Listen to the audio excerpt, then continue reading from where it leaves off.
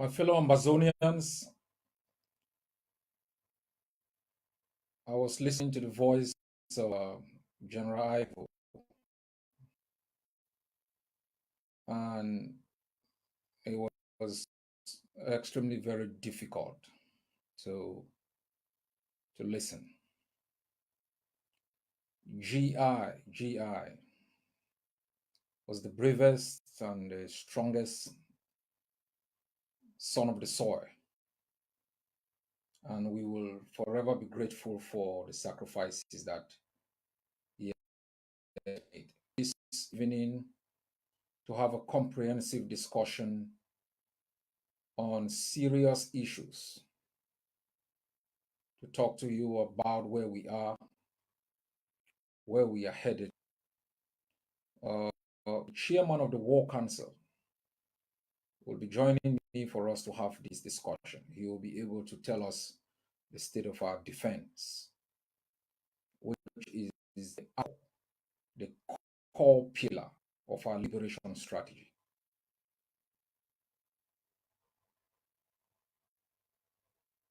Let's welcome the chairman of the War Council, please.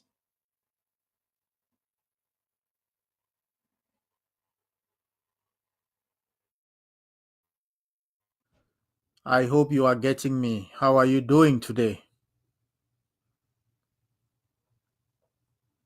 Good, good. Hello, Good to Dr. see you. Ayaba. Are you getting me?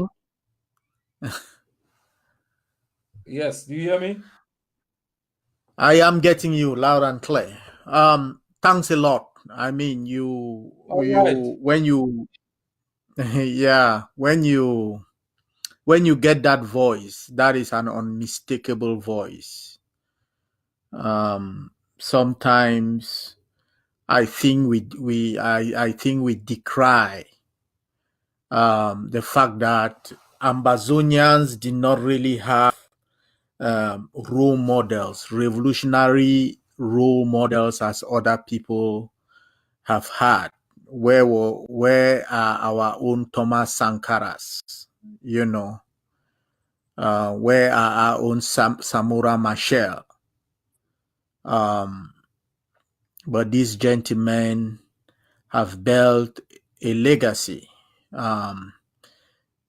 Commanders like General Ivo, they have made it such that kids coming up, Ambazonian kids, will no longer be looking at the Umnyobes, looking at the Thomas Sankara in their own backyard. They will be able to point heroes that are able to stand shoulder to shoulder with these great revolutionaries in Africa. And that is just part of what we have accomplished as a people within these past few years. The defense of our land is strong. As you indicated, this is the foundation of everything that we do. We are a people that have always been slow to engage in a fight. We pride ourselves with being gentlemen, whatever the connotation of that word means. That is how Ambazonians have prided themselves. We look at international norms and laws as sacrosanct, almost as if somebody descended with tablets from the mountain from God. That is how Ambazonians have treated these things. Even in the face of real disregard of these norms, we have always adhered to them. It seems as if we go out there, put ourselves and say that, look at me, I am the best citizen of the world, as if there is a price for that. We came very slowly to the table to realize that we are the only ones who have our own best interests at hand. Nobody give a damn about who we are, about our human rights, about our right to life. Nobody gives a damn, no matter what laws are on the books, except us. And so we engage in it of our life, and we will win. And I tell you, just the past few days, just take for example, within the past couple of weeks, you have had 5 serious battles at Ndurot, at a single location, Ma, that La Republique has lost more than 20 soldiers there. 5 serious battles within a week at Ma. And I cannot thank too much the Bui command and the commanders who have drawn a line in the sand that La République du Cameroon are not going to cross through that route. And no matter the reinforcement that they go back and they bring,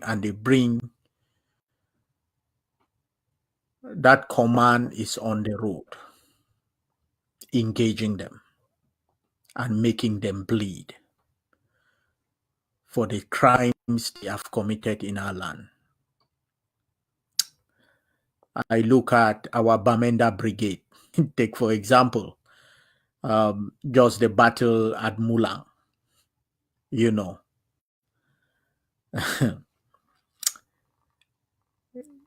you have our guys being able to dismantle their machine of war. They are so proud when they bring these their tankers that they have only slits to put their eyes in, and they believe that they are invincible in those things. I remember the day. I mean, you can remember the days when some of our guys they will have this their far and this their little AKs that they have, and our guys have what you can only call augmented chavums, you know, and they will handle these guys, and they have evolved. And the most important thing there is that we don't keep standstill. As they evolve, we are evolving. As they evolve, we also are evolving, and the absolute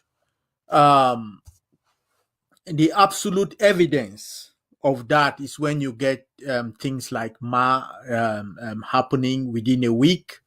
They are unable to break through our lines, you know. When you have something like Mulang, when you have, like, just think about Chualam, you know, when these guys, they had, I think that it was 3 of these their caterpillars, you know, that is totally, I mean, even rocket proof, that they had there. What did they also have? They had loss in there, and then they having this 2 brandy, and some a 7-ton, you know, and they could not stand our guys when our guys ambushed them at Chuala. You know, the only, I mean, even with all of those things, the thing that they could do was run to the Mezam Bridge, and then stand there and start lobbing launchers at our guys. And you had backup that came and was just removing bodies from the 7-ton and the hillocks, you know. And in that, they are indiscriminate shooting there. They killed a child, kill a mother. Um, so I have absolute faith and absolute confidence that they are done. The only thing that I believe remains right now is how do we manage to get the zones that we can get, push them out of their enclaves that they come out of and parade along our villages as if they have power, and then go back into those enclaves. Is how to get them out of those enclaves, because once those enclaves start falling, um, we are in the end game. And so yeah, Mr. President, I can tell you that the defense of our land is strong. It's strong. Thanks a lot, DefChat. Thank you very much. I think you've been the master of defense for the past 31 years. And you are not only someone who sends people to battle, you've led one of the toughest battles we have witnessed in our struggle, the battle to overtake Bafut. That was, I think, on the seat of March. Thank you, my brother.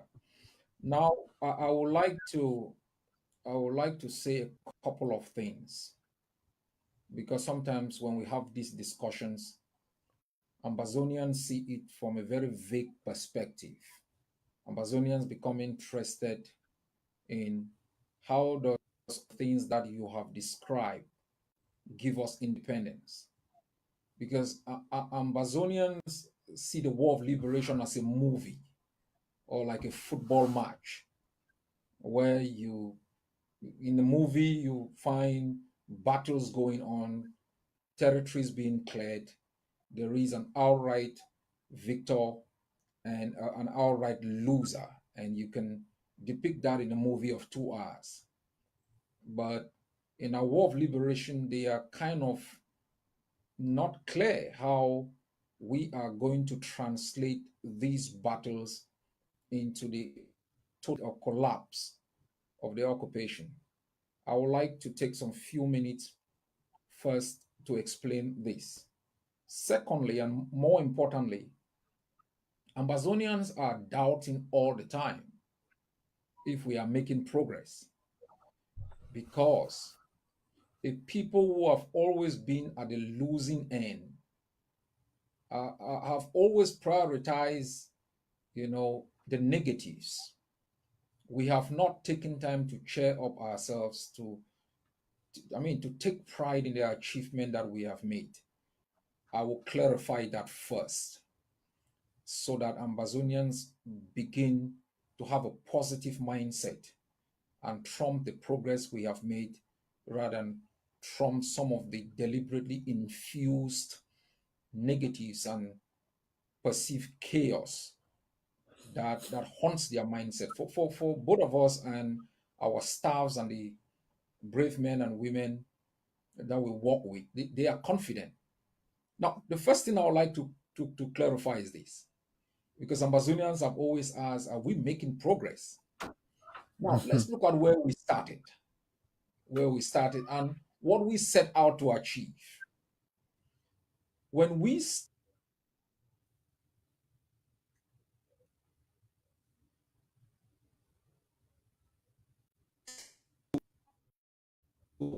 clear cut strategy,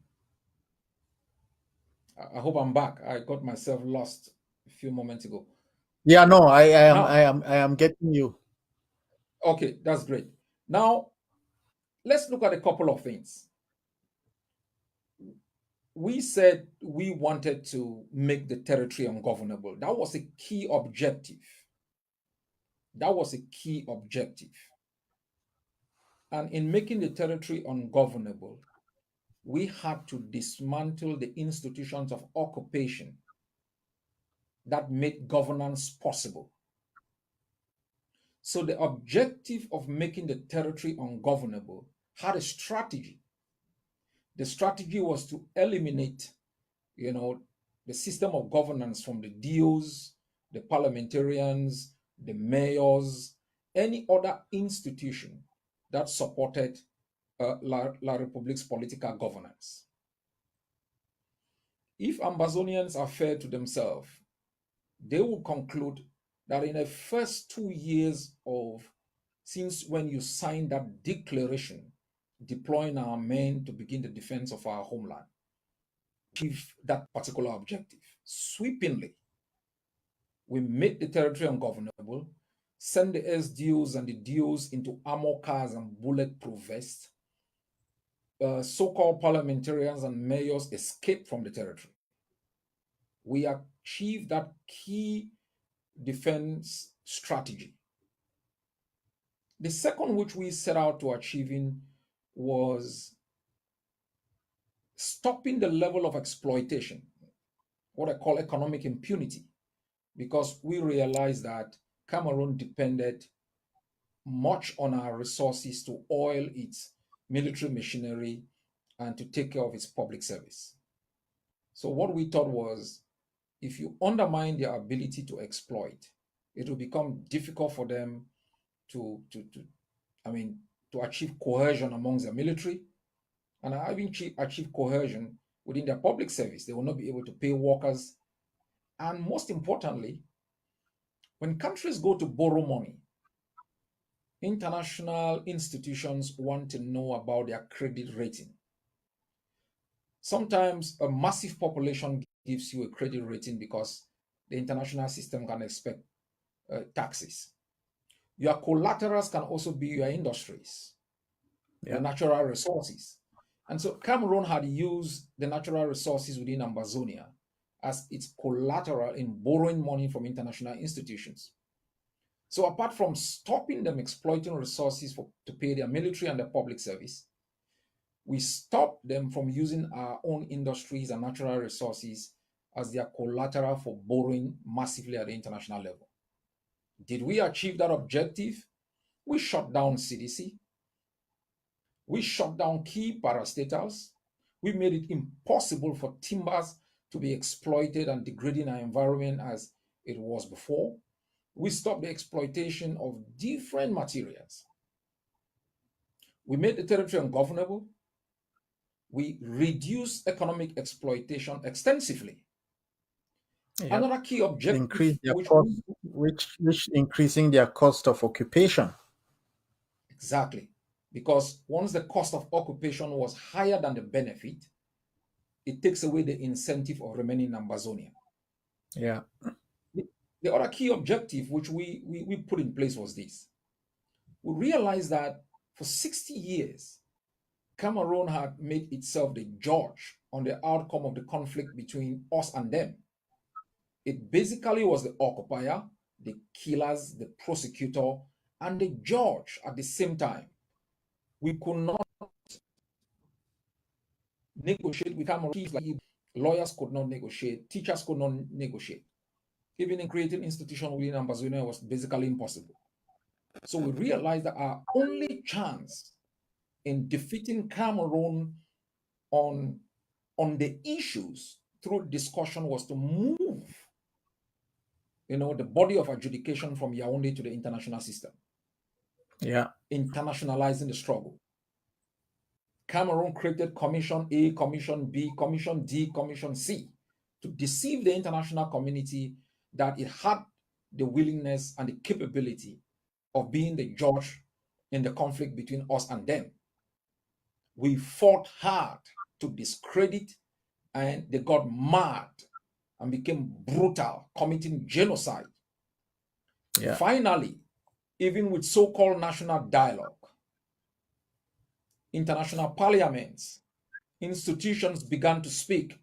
First, they started describing us as a geographic region of Cameroon, northwest, southwest. We pushed forward The US ambassador in Yaoundé called us the first time Ambazonians, which is our own name. Very soon they moved again to describing us in different ways. Now they have settled on separatists, and we know definitely they will move to the stage through what you are doing on the ground to give us the name which we have assigned to ourselves. And so we've successfully internationalized the struggle, make it impossible for Cameroon to be the killer, the prosecutor, and the judge at the same time. Yeah. Now, these are the objectives which we set out to achieving. And it comes to the second question. How will this get La République out of our homeland? And Ambazonians And, must and, know. and just a second before you even go to that second question, Yeah. let me interject on that first question, and then you continue. Because sometimes you are saying these things like that. I can imagine a lot of people are sitting and just thinking that, how could this man be thinking like this? Where do these things come from? Um, you know, so you were, I think you had a bullhorn when the delegations to the UN were coming back and they dropped at the Mungo Bridge, and they had this parade driving up the street from Mungo Bridge there, through Mutengene to Boya, with our population hailing them. And I think they had bought a UN flag that they brought with them. Um, so so our population absolutely saw the UN already giving them a flag. That flag might basically have been our flag, for all the information that were given to us. But that exactly are the life experiences on which, when you start hit public policy and driving the people with the messaging and the strategy of how these things are going to work and how they can work, is all those experiences that you had with Toothless delegation going and traveling from basement to basement in America and coming back that they have heard from the UN, you know, um, issues like, how do I put this? We had already reached the stage where by 96, where we knew that, one, we cannot allow La République to be the judge, the jury, the executioner. We had seen all the empty rhetoric of what the international organ can do, and what our leadership can take any rhetoric, or even just seeing the building of the UN, what snake oil they can sell to the Ambazonian people. People think that when they look at today, some people, they forget the public enthusiasm that gripped our nation after AAC 1, AAC 2, and these guys moved towards independence. They look at the recent 2016 and they are thinking that that was a popular. Our people had reached that level long ago. Long ago. So this idea that the ground has suddenly shifted and just the people power will get us what will get us there. We had already experienced this, and we knew That was a lie. No way that it will get us there. We as a people will need to take the type of actions that the international instruments will realize that there is no more way to put these people to sleep. Sorry to cut you there. No, I think that was good. That was good background information because I was at the when Pa Foncha and uh, Muna and the others, Mola, they came from the UN.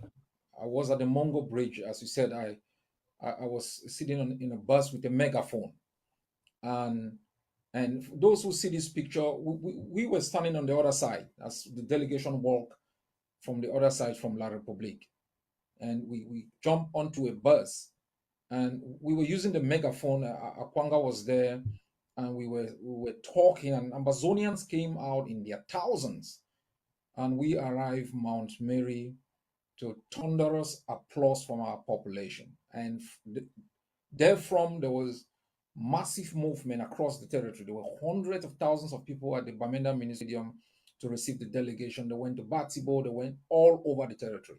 Now, why did we fail? And that would bring me to answer the next issue: how all what we are doing today is going to lead to independence. This conversation is important for Ambazonians to have deeper understanding of what it takes to liberate the people, and so they can be calmer and show understanding in terms of perseverance. Now, there is a gap between euphoria and independence. That gap is even bigger when it comes to independence. But the gap between euphoria and political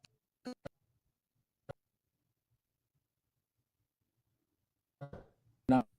So,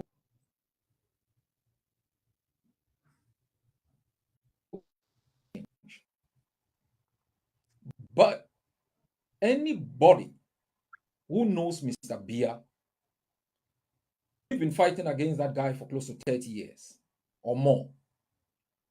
Anybody who knows Mr. Bia knows that Mr. Bia has never blinked. He has never blinked.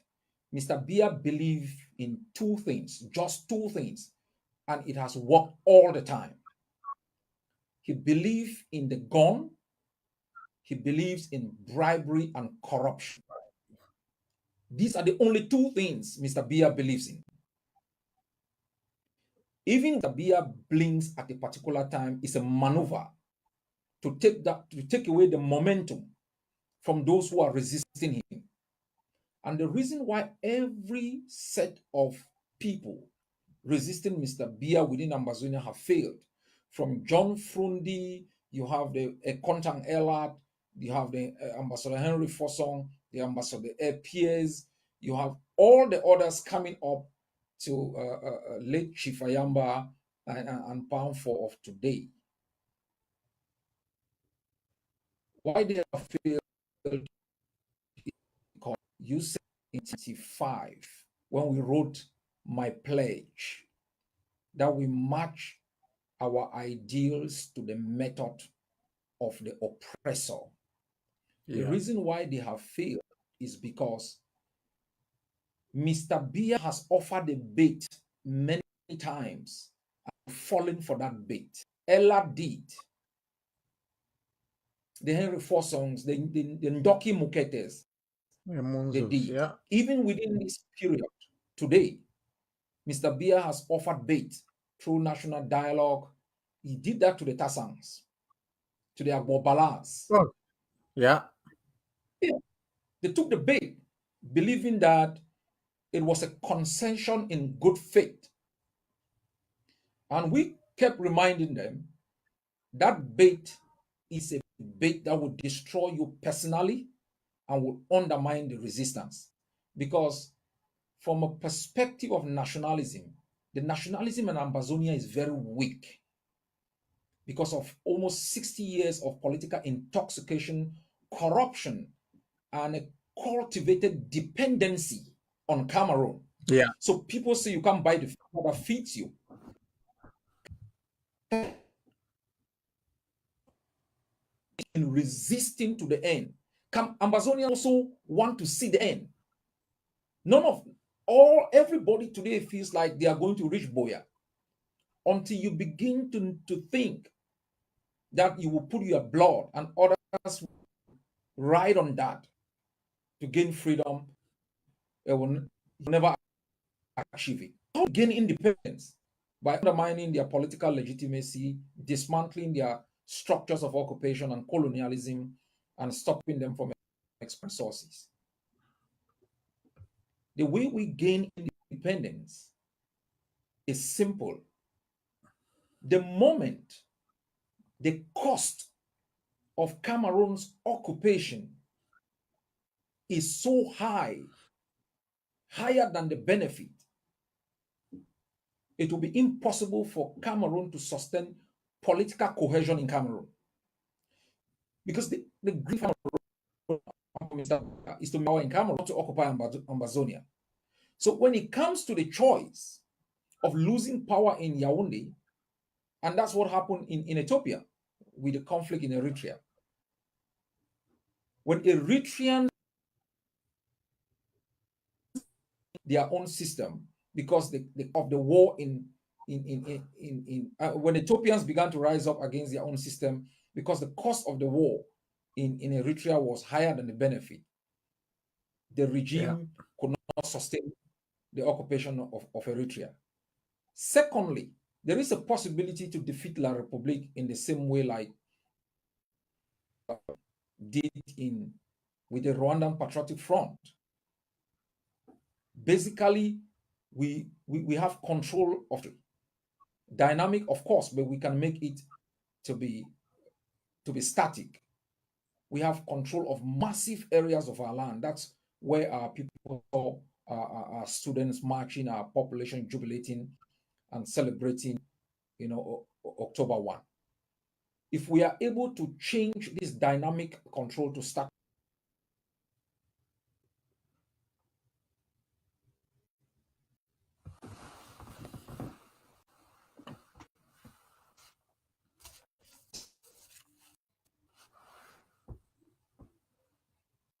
over to you, Chairman. What will it require to change the dynamic control to static control? Yeah, it seems as if I'm losing you. The thing,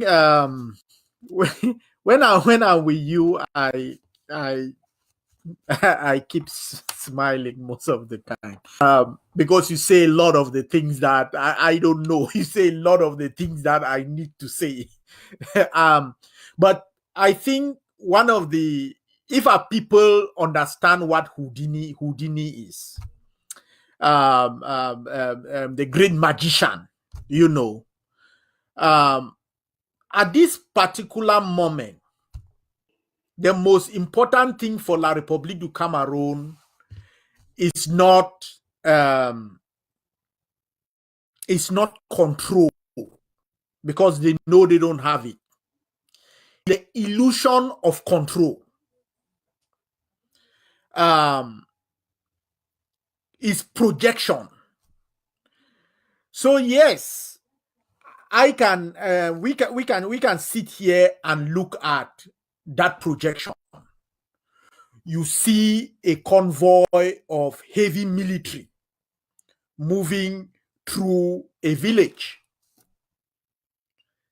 At some point, they are moving through that village and moving through that region.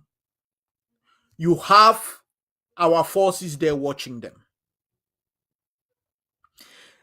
At certain point, the question is, do I engage these guys, and what is the military objective of engaging them here or at this point? And you are discovering that this convoy is a show of La République du Cameroun that they also have dynamic control. They don't have control, they have dynamic control. That they can do this Houdini, this walk through or walk about that they go. And then they they go back, but they have given the illusion both to La République, the international community, and our people that they control that place because they are able to move through it. Those are our communities. Our people live in those communities. In some of them, our soldiers live in them and watch them. And the only equation there is, what is the objective of picking them up now? And which will get to that point that Mr. President, you were just indicating. How do you move from this dynamic control to that static control? And it will be when we start preventing sectors. And there are sectors. When you start having sectors where this projection, this Houdini, this magician act that they go out for PR doesn't happen. Take for example, let us take for example the fun of Saw, right? Where they had to bring him with helicopter gunships, install him in his palace for a few hours, take him back out. They have demonstrated what that is like a great Houdini act. Oh, he is here, now he is there. Because they have lost control. Because even with their enablers, at certain sectors, there is no way that they are able to implement static control. Now, we are going to reach that the level where there are two permanent RPG stationed somewhere around the Palace of the Phonon, say for example, and it becomes an impossibility for a helicopter to come low to be able to land there.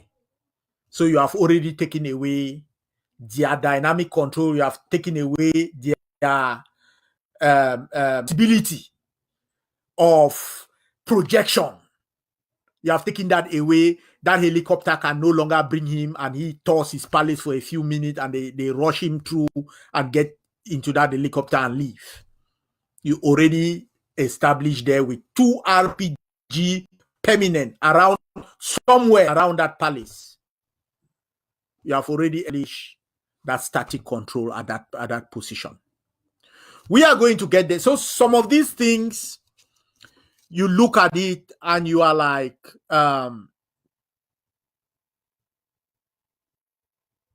this, are we making progress? What type of progress are we making when the Phonon Saw can go to his palace and vote? But just some of the ceremonial things around that should be what you look and you lean back in your chair, cross your leg, and you laugh. Because you know that you are winning. And with just one or two certain things tilted, certain instruments acquired in your hands, you know that you have already taken over this place and this location. So I am hoping that the clarity of this is very that the clarity of it that people can see. In some of the discussion as we were as you were laying out how our people move from this popular, how you move from this euphoria, convert the euphoria to absolute purpose, and that purpose leading to a victory. That's very, very important. It's very, very important. And I just want to jump to some of what has befallen the struggle based on people looking at euphoria and seeing victory through the euphoria. And it is what has bedeviled us, what has crippled this struggle. Look, the time that I and you were on our way to Bamenda in 97, excuse me, there were not thousands of people on the streets, not for a long time, not for years. But we were going there under war. We were going there as military leaders. That's how we were going in 96, in 97. That's how we were entering Bamenda, as military leaders. Not because we had seen thousands of people marching in Boya or thousands of people marching in Victoria. It was a calculation on how we are going to move from the status quo that the leadership of the SCNC at the time has put the Ambazonian people in. They were slowly but surely killing every aspect of the Ambazonian liberation movement with their cowardice. Some of them had already been bought. Some of them have already gotten their position. And some of them thought that they were in a political leadership and not a revolutionary leadership. That was the build-up to our guys moving in Jakiri and Razé to get the explosives in order to bring down the Mongo bridge that joined us with La République du Cameroon. That was the impetus of our guys hitting the gendarmerie post in Jakiri and the others, thinking that those youth league members that were arrested on their way to Bamenda were in there. That was the impetus of our guys in Uku taking over Uku, thinking that we had already given the signal for the Ambazonian people to the revolutionary uprising to take place and we capture our land. That was under that we're entering a war zone. Because if you remember, the whole of that hospital roundabout, our guys were parading, already taking it over. So when I say that this is a very, very critical point that you made, is what happened when opportunists saw thousands of our people regularly coming out 2016, 2017. And they suddenly see an opportunity thinking that there are people who march like that with 3 branches and put them in power in Boya. They had no idea about the hard work of a revolution. None.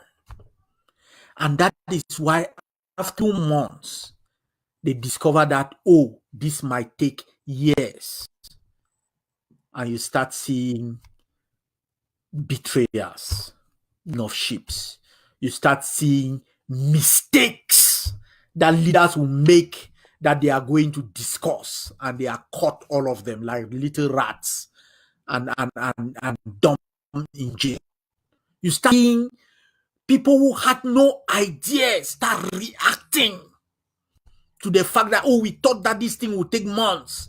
And they are trying to end the struggle of the revolution in months, and they make mistake after mistake after mistake, and instead push the suffering of our people further and further along. So that is very, very instructive, of people taking euphoria and want to jump 5 steps and thinking that that will get them to that. And here we are today. And here are those people running around, opening their pockets, showing to La Republique, what can you put in our pockets? From the Swiss charade to prisoners negotiating. You know what? It is a disgrace, but it's a disgrace, and we will fix it. So I don't know, Mr. President. I think I've gone through some tangents. No. You have made a compelling case, and I would talk a bit about the euphoria and its deceptive nature, and I would focus on how we are gonna get this thing. No, before we will do that at the last hour, where we are headed to. But I want us to transition into some things you've raised. Where does diplomacy fit? And Yeah. what are the historical context within which liberation struggles deal with traitors? And why is it, why are Ambazonians, we have a lot of pity, even for those who sat in the back time and again. But on the issue of euphoria, I think Ambazonians would agree that sometimes it's the wordings of leadership. Most Ambazonians are Christians. Those who are Muslims, I don't know much about the Quran, but even the Bible says salvation is not going to be easy. That it will be easier for a camel to pass through the eye of a needle than for most of us to see the kingdom of God. So liberation is like gaining salvation. It requires discipline, being only talking about, salvation, but you keep violating the principles of the 10 Commandments. Or you talk about independence and you're unable to put the sacrifice in blood and treasure for it to happen. Euphoria is a critical tool in mobilizing a population. It's critical to achieving the outcome of independence. When people are excited, massive groundswell of participation. But leadership must also be able to, that is going to be able to get us to the objective. And that's why the ADF collapsed. It has its own disadvantage. Euphoria creates of ordinary men semi-god or demigod. The worst thing that can ever happen in a liberal struggle is when it starts with massive euphoria, with some leaders emerging. It is very difficult to take those leaders from the pedestal that euphoria has taken them to into the bushes. Look at Mandela. Mandela did not emerge to become a popular leader before going into jail. He became more popular while in jail. If he achieved the level of popularity that he achieved in jail while being outside, it would have been very difficult for Mandela to be hiding houses, going to Libya to train how to use guns. In the case of Ambazonia, take John Frundi, for example. John Frundi achieved the level of a demigod. All tales were spoken about John Frundi. People talked about God writing on their laps about a bookseller who became president. When Frundi was going places, women were their wrappers on the floor. That is, he made old moms on himself for his defense. We were there. I mean, slept out of his home for a month. How do you take such a man from the comfort of his home, where thousands of people across the entire territory were amassing food, drinks? He had bodyguards with walkie-talkies. He had executives who already saw themselves in governance position. How do you convince such a man to abandon the pathway that leads him to failure, to the difficult pathway that goes through the bushes and the forest and the jungle that might lead him to victory? It's impossible. It's He will have to be an impossible. extra. In the He perfect, will have to be an extraordinary man. You know, he will have to be an extraordinary man. One of those very few in a million. yes, You know, he will have to be like people like exactly. Gandhi. And It will have to be those type of transcendent figures in history. No, I was just this is the interjecting tragic. there because when you were talking like that, I was going back to 1960 as you were talking about this. It's like we are a cursed people because when you were talking about this, I was trying to match. I was trying to match like I'm sorry to I mean you know me. I always have this philosophy.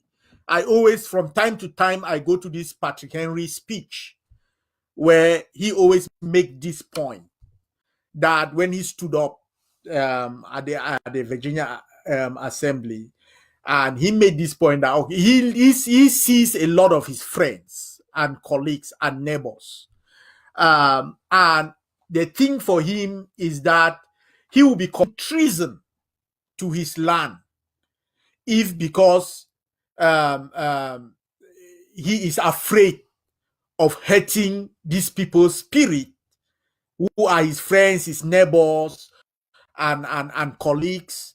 He doesn't say the truth. He will be committing treason to his land. Um, Now, this is my own truth. So when I say this, and it's my own truth, what I see. So when I talk about the Ayukta base and God bless his soul, the Sakos, and I put them with the Frundis and when you were making that point about how do you take somebody like Frundi who had out there achieved this type of thing and he goes in. I try to think about the biography of the Funchas that you know, and it's almost the same thing. Almost the same thing. These guys had already been representatives, in Inugu and all that, accustomed, accustomed to be the rulers of the land, and it is such I ask this question whether we are a cursed people because just think about it, boy. You have, if I look at behind me, just think about 1960, 19.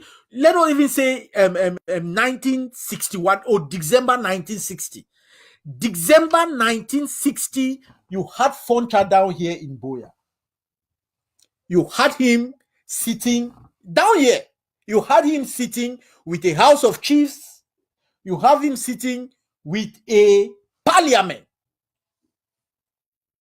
December 1960. Let us go back this day, 1960. That is where this man was sitting. On this side,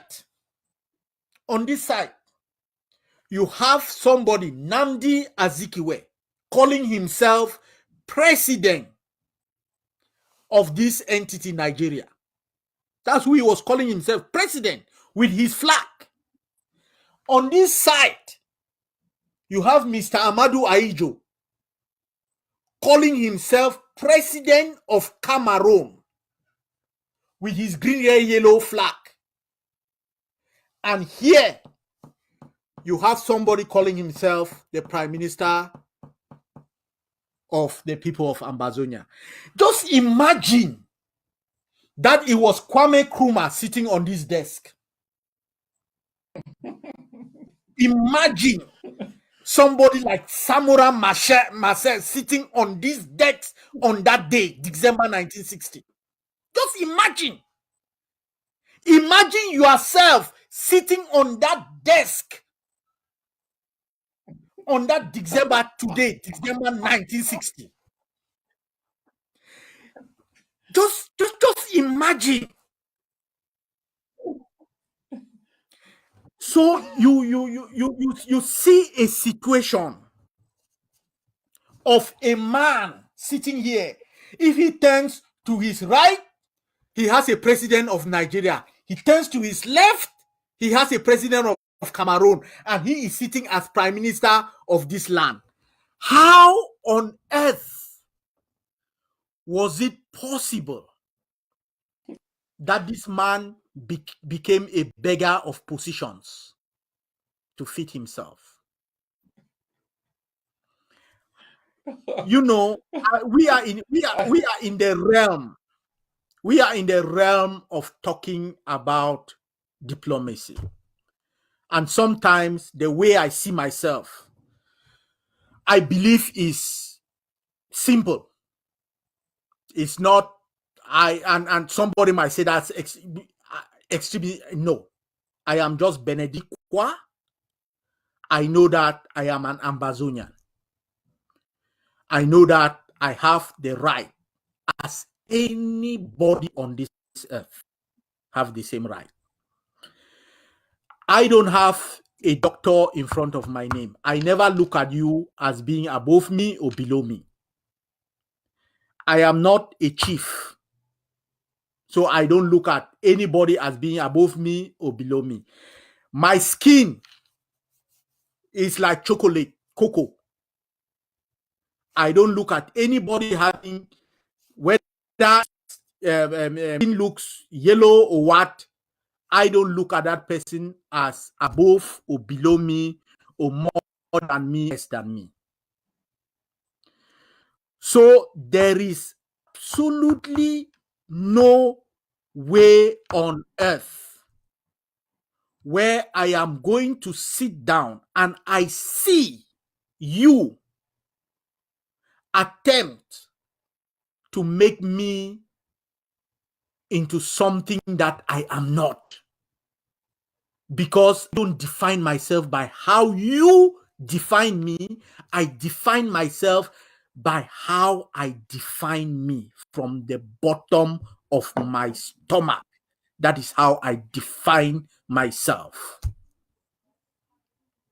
So when I see the Swiss sit down and they say that they are mediators in a dialogue, that they cannot even call my name. You know, slaves, they did not come to Africa. The Europeans did not come to Africa with guns blazing and pick up people as slaves and go with them. They came and shook hands. They even talk how we are brothers and brought out the Bible and show us how God created man and all that.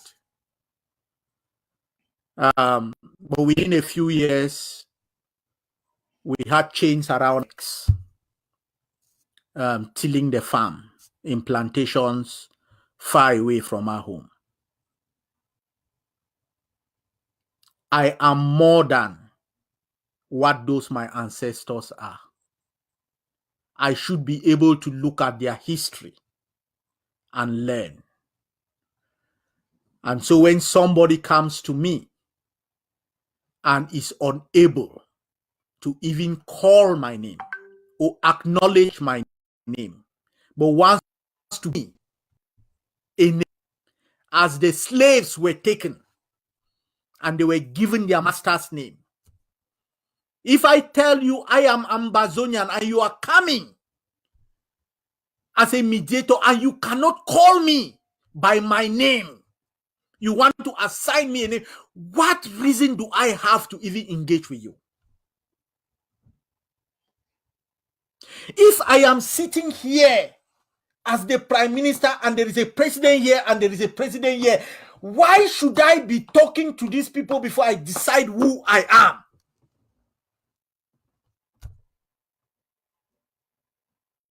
The more things change, the more they remain the same. Let We me as say something.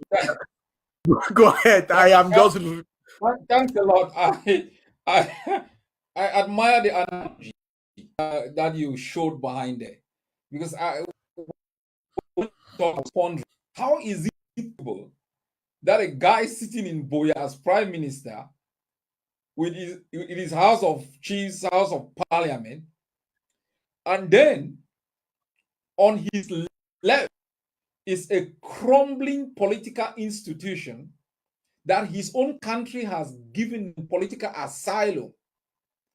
On the other side is where they have just walked away. How is it possible that they even entertain the possibility with the United Nations? Gone. Understand who succumbed to Paul Biya, that they are afraid to die. The United Nations could not invade. It could not do Foncha anything. Foncha and Endele simply succumbed. And our generation now is faced with the choice of who is the better evil. Is it Endele who asks us to go back into Nigeria that we are walked away from? Or is it Foncha who said we should join La Republique du Cameroon that is treating us the way it is treating us today?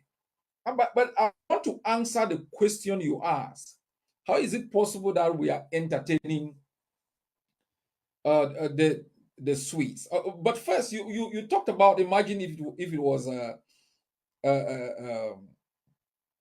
Samora sitting there, or it was who's this gentleman from Ghana again? Kruma.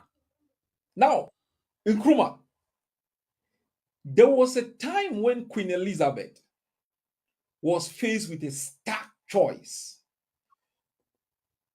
Nkrumah was pivoting towards the Russians, and Buckingham Palace secretary indicated during the prime ministerial briefing to the Queen of England that there might be a problem with the Commonwealth of Nations, because Nkrumah was pivoting towards the Russians. I can assure you what power brings to a people. It brings respect and recognition. The Queen of England traveled to Accra. In going to Accra, the advisors in the Buckingham Palace totally refused it because they thought Nkrumah was too radical and was going to humiliate the Queen. The Queen went to Accra and was received by Nkrumah. And the Queen used all the charm that she could. Yes, she won Nkrumah to remain in the Commonwealth, but could not change Nkrumah's perspective of how he saw the world, and to decide who to trade with, and not to be aligned with a single bloc. Now, imagine we were sitting in Boya in 1960 with all the institutions that we had. Because I'm doing this in comparison to where we are today. We are in exile, 6 stars away from the theater of operation. 6,000 miles with almost no support from a particular country. Foncha had the vote of more than 50 countries. He had UN resolutions, instruments. He had international law, customary and treaty on his side. Our generation even has to clarify the legal foundation upon our claim for independence is. We have to explain the legality of the invocation of the right to self-defense. Foncha didn't have that because any attempt by Ijo to cross into Ambazonia would have been seen as aggression in violation of the UN Charter. Foncha had all the tools. How is it possible? And it brings me back to what I said. When people are in a position of power and they have not struggled, they have not earned it in a particular way, have not gone through the trenches, it is easy for them to compromise. It is easy for them to compromise. And these men compromise a lot. They betrayed one another. But now, let me talk a bit about the Swiss. I know as the chairman of the War Council, cabinet meetings, you have been opposed to any form of interaction with the Swiss. Oh, see, Any form of boy, interaction. see, Mr. President, I know you will get there. But the most difficult thing for me to reconcile, the most difficult thing for me to reconcile is a people that treats us as being dumb. I mean, I will take it if you come to me and you say, you know what, or you start and you tell the world, it might not be diplomatic, but at least you are not abusing my intelligence to tell me that I have thousands, billions of dollars to win from La République du Cameroon. So I cannot be seen as being a straight or how do you put this? A straight interlocutor between you. So I cannot even call your name. Can you work under this condition? Don't stand in front of the world and you are talking that you are in the part of doing dialogue with these people, and the world is listening. Why you cannot even call my name? While you are even unable to address me by my name. I mean, La République might decide that, you know what? You call these people's name, it is against us. That is true. And you can tell La République, we need to get these parties, we need to get this together, and the world has given me that charge. If you are doing this as the Swiss, as just a Swiss, this thing, do what you like. Done. And convince other countries that you are the best candidate to do this when you don't have the courage to stand up to genocides and ethnic cleansers. I have no doubt, and I'm going to put it here, and I know that you have no doubt in your mind that we are going to beat La République in Ambazonia. I have no doubt. I know that you have no doubt. Our people should have no doubt. Maybe there is a need for us to act as if we are going to be responsible international partners the day that we have our independence. Maybe there is that need. But if it is a need that We need what the Swiss are selling in order to gain our freedom. I can tell you, no, we don't need it. We are going to beat La République du Cameroon, and if they are not careful, La République du Cameroon will crumble. If they keep at this war, they themselves will crumble. I'm sorry to cut you. I know you know when No, we no, get to no, this no. part, it gets me. That was good. That was good. That was good. That was good. No, I agree with you, Mr. Devchair. You have already defeated them. The problem is Ambazonians are still confused. You know, we have defeated La République du Cameroon. We've humiliated them. Nation as a state that claims to have monopoly of this of our country. We have put them in armor cars, in bunkers, and we have explained a couple of things and Zonians. Why sometimes I tolerate certain things that are really, really antithetical to the very things that we fight for. And because the level at which we are as leaders, Ambazonians are not at that level. And because we are acting on their behalf, we have to be sensitive to the fact that they are not at our level. You and Malone and a couple of others, the vice president and all the executive, there will be no discussion even on collaboration, unity, or Swiss talk. It will never happen. Left to us. And I can assure you that if this was not a people's driven war of liberation, where we campaign in the same public spaces to get our people up to speed, I wouldn't have ever tolerated the Zaria Mafia, let alone have any discussion with any of the architects of the Zaria Mafia.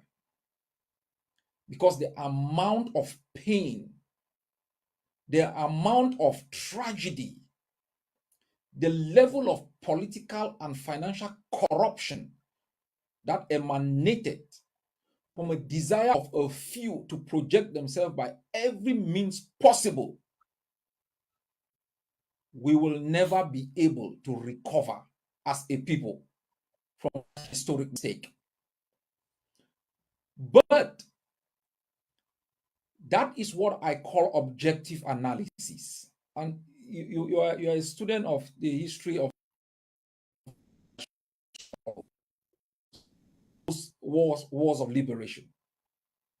They happen. And this is the dirty nature of politics. And so no matter how you feel and think about these things, you must find a way of understanding that speed up the day that the people are free. If I had taken the kind of radical stance which I was supposed to take in the face of Ambazonia, why? They would have seen us as being disruptive.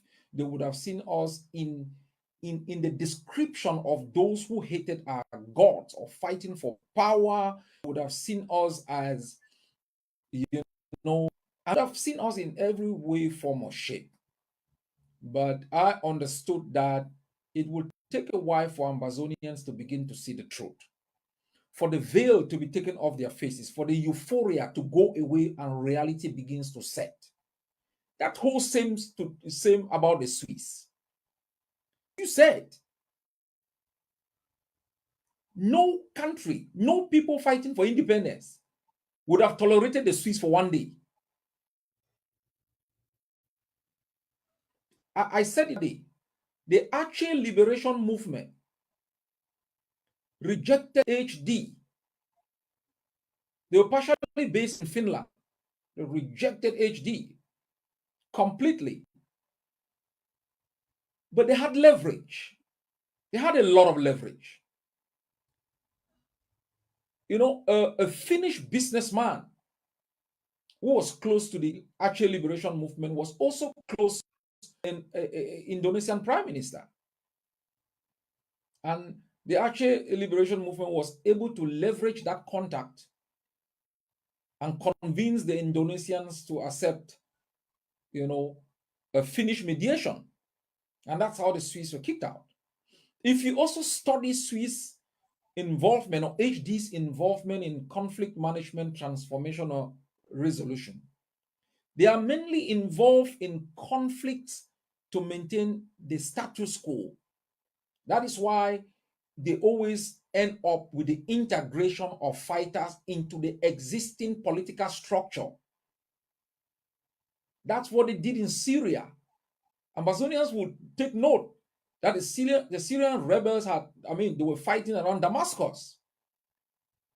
And the moment the mediation of the Swiss came into play, the resistance collapsed.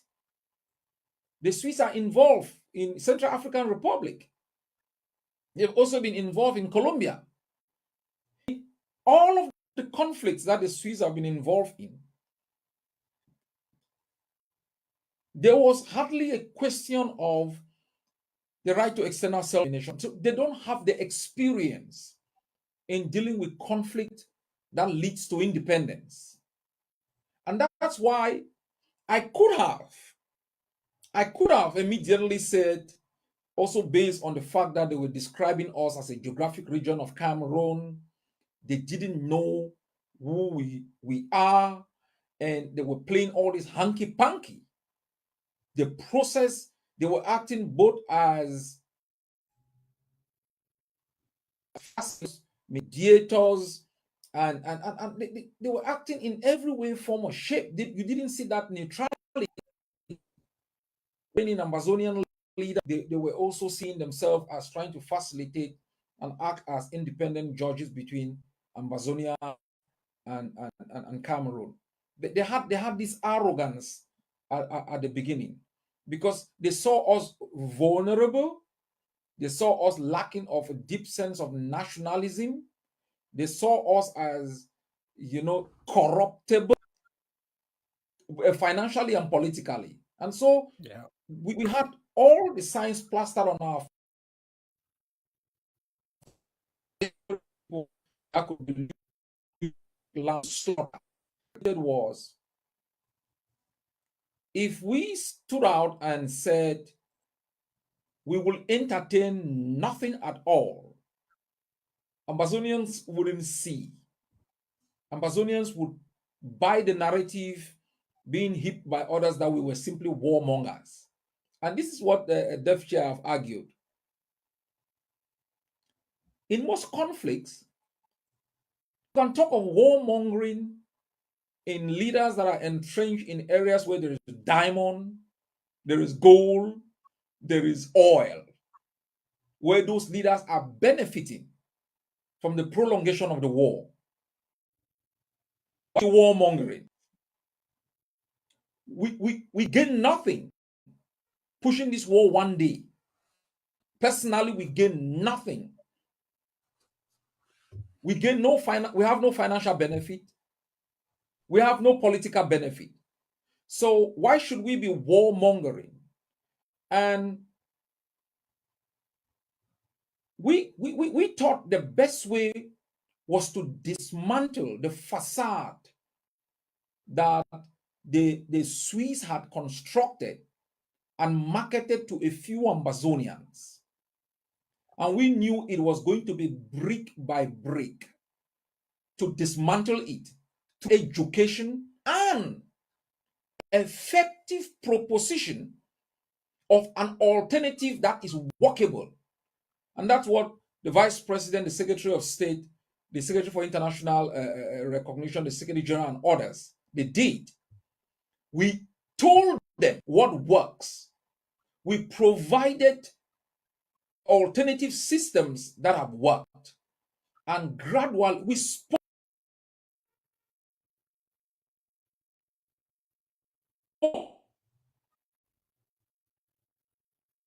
Now they even started begging, okay, just manage, just do it. If it doesn't work, you can come out. And I was like, excuse me? You know it's not gonna work. So why the Swiss and the international system have vexation to the spirit. I think strategy we have pursued has brought Ambazonians on the same pedestal as ourselves. They have come to the realization that what we saw a few years backward, whether in terms of political configurations, in terms of diplomacy, and why we hated the Swiss process, has turned out to be true.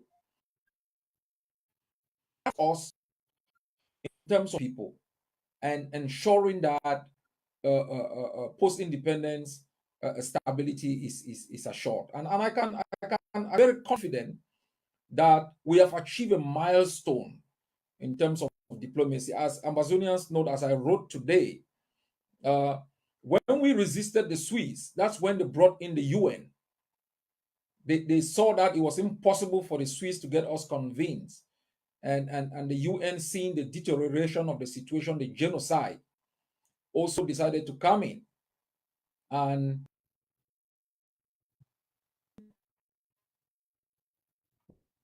we told me, you're French. The only reason we tolerated Mr. Fall for a while is like when we told him, listen, you come from Guinea. Guinea has a long history of anti-colonial struggles and resistance against France's involvement within the continent. It's one of the only countries that refused to initially to sign the Franco-African Pact, the Colonial Pact.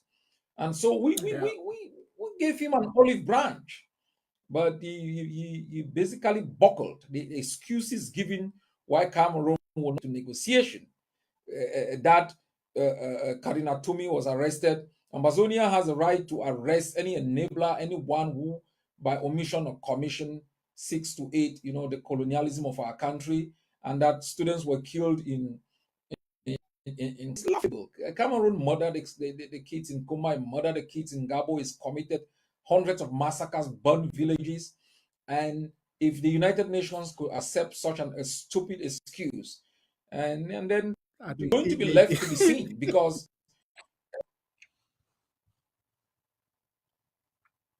coming.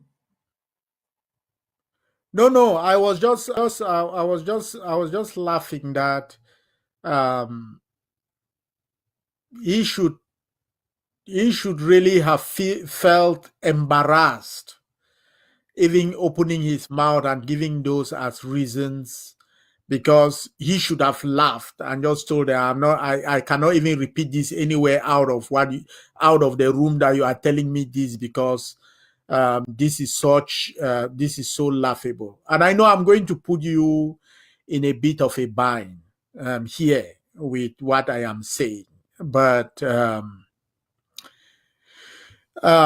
is no way on earth that we are going to ever sit and look at the Swiss as not being culpable in the deaths of Ambazonians.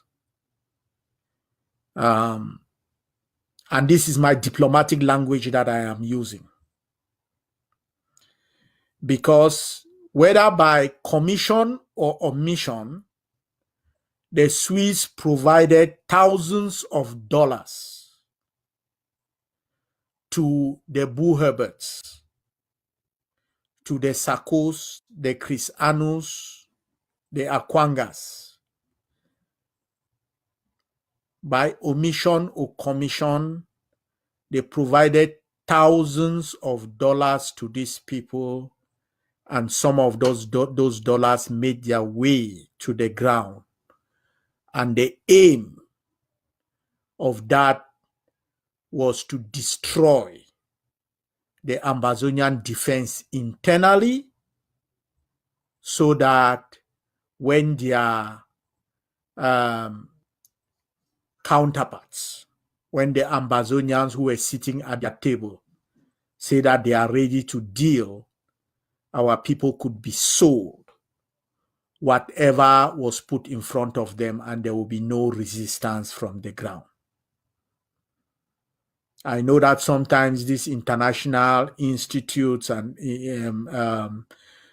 countries get into conflicts with good intentions. At this moment, I cannot I cannot determine, the War Council cannot determine whether the Swiss intentions were good or bad in the funds that were funneled and how they made their way down and caused deaths in Ambazonia. You look at these things that Good. um, Wonja. You look at this thing that this Cameroon bee, who is moving in traditional boy, are doing in the street, Wonja Wonja. Um, those are ethnic cleansing. Those are crimes against humanity. We know that based on attempts to neutralize the resistance on the ground in order to foster the Swiss effort, these types of actions were encouraged and financed. Some of that money will be traced to the Swiss, or the money that came from the Swiss. Because some of those sitting at their table, the Crisanos, the Sarkos, were directly responsible for that. We know the 23 ADF that were massacred in Kumbu. I am laying these things more in the fact that there are causes and there are effects. So when the Swiss remove monies and promises are made that the ADF can be neutralized on the ground, the one thing that um,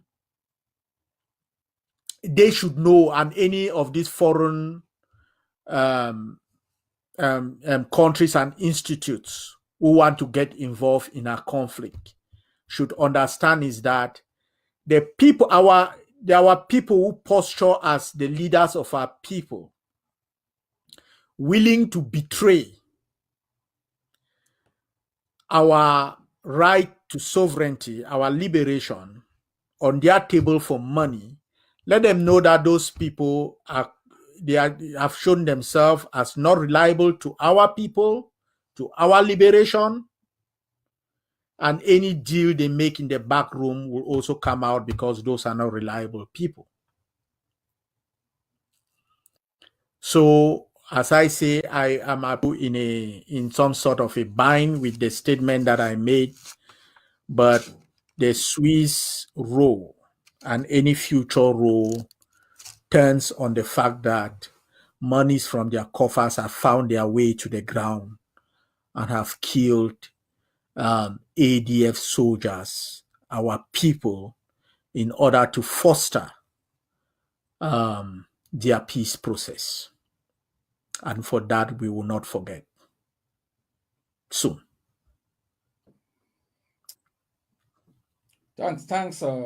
Thanks, Dev Chair. I think I agree with you. This is what we have to know. The the entry of the Swiss and their initial contacts with certain elements in our struggle give those elements uh, the feeling that they have been legitimized.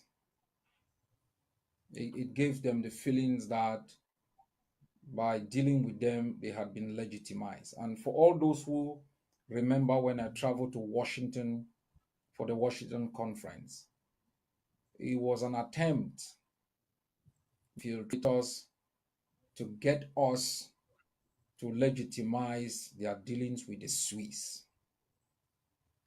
When that failed, they were made to understand that we are an obstacle to their premature entry without scrutiny into a negotiation facade. and it translated in acts of burning the egg of sea, burning the ADF.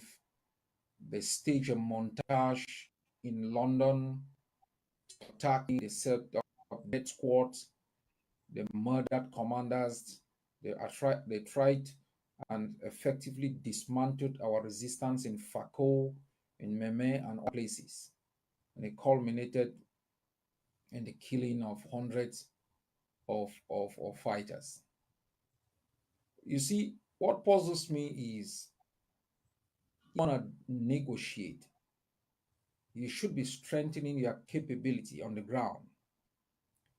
But by dismantling those capabilities, you make yourself ineffective and a sitting duck on the issue of negotiation.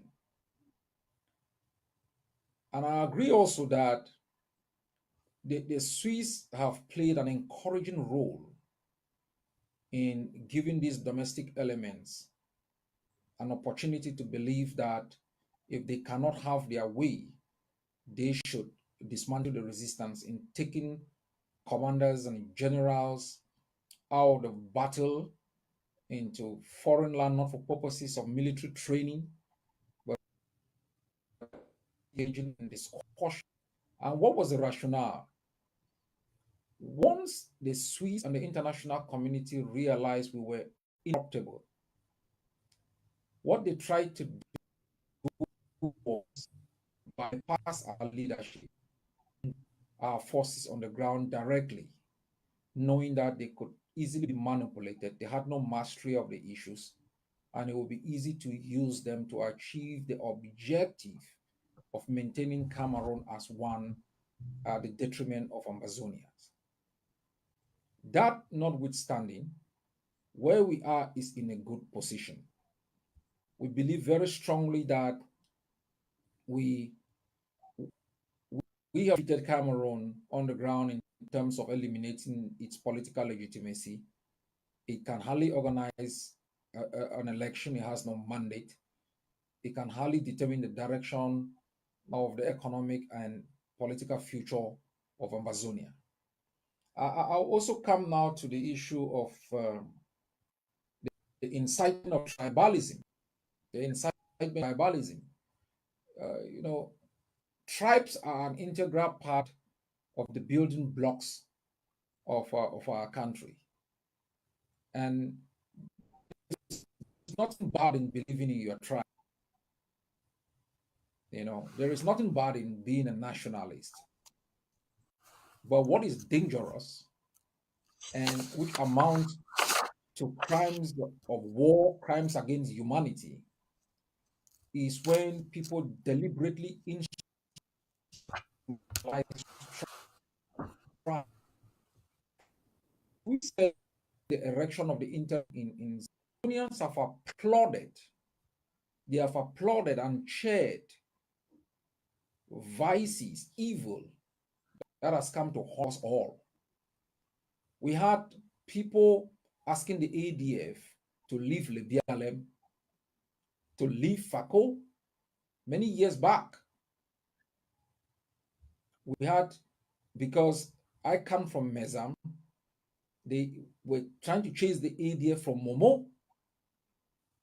This tribal propagation that had short-term benefit is manifesting itself today within the great state of Fako, of the enemy borrowing this that we had shared from inside to ask Ambazonians within their own country to move out. But there is good news. The good news is this: all those who instrumentalize, you know, tribalism, incite genocide, have failed, whether in Ambazonia or elsewhere. The godfather of tribal politics for his own benefit was Oben Peter Ashu. He is somewhere in an unmarked grave, and I've been searching for that grave, and I will ask you to speed up the search for that grave, to exhume his body and put him on trial for the hate he engineered in our society.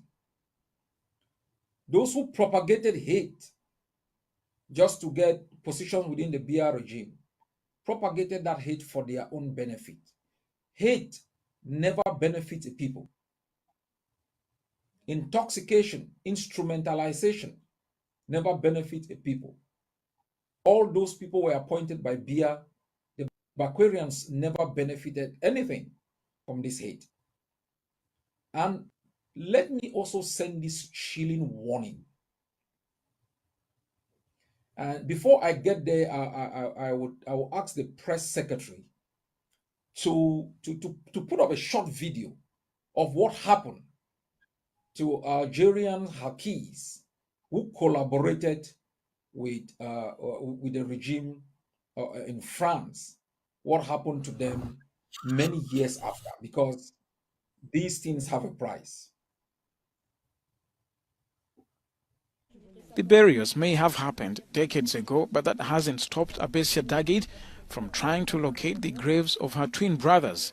The babies died shortly after being born in a camp housing Algerians who had fought for France in the Independence War and were buried in unmarked graves.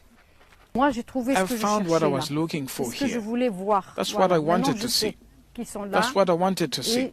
Now they are there, and I'm a little more relaxed. It makes my heart go boom boom. It brings up anger and hatred in me. When France lost the war, thousands of its collaborators, also known as Hakis, fled Algeria. Considered refugees, they were confined in camps run by the French army. It is here that hundreds, especially newborn babies, died and were buried without their families. For our community, if to this day the human remains of these children are still there, we will consider it a new abandonment and a new betrayal. After identifying the grave sites, families are now arranging fresh, dignified burials. The French government denies knowing the secret burials ever existed. Even then, WAG continues to give the dead a proper send-off. I would like to give him a proper burial. Even symbolically, the family dig a hole, give him a funeral, even if we don't have the bones. But at least we give him a decent burial, as he deserves. That's the only thing I would like. The sustained efforts of Haki activists have begun to bear fruit. At some of the burial sites, memorial stones have been erected, bearing the names of the dead. A welcome, though late intervention to bring closure for the affected families.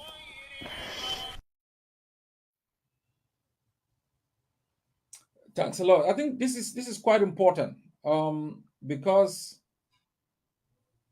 Ambazonians are, I'm not quite sure which adjective to use. Yeah.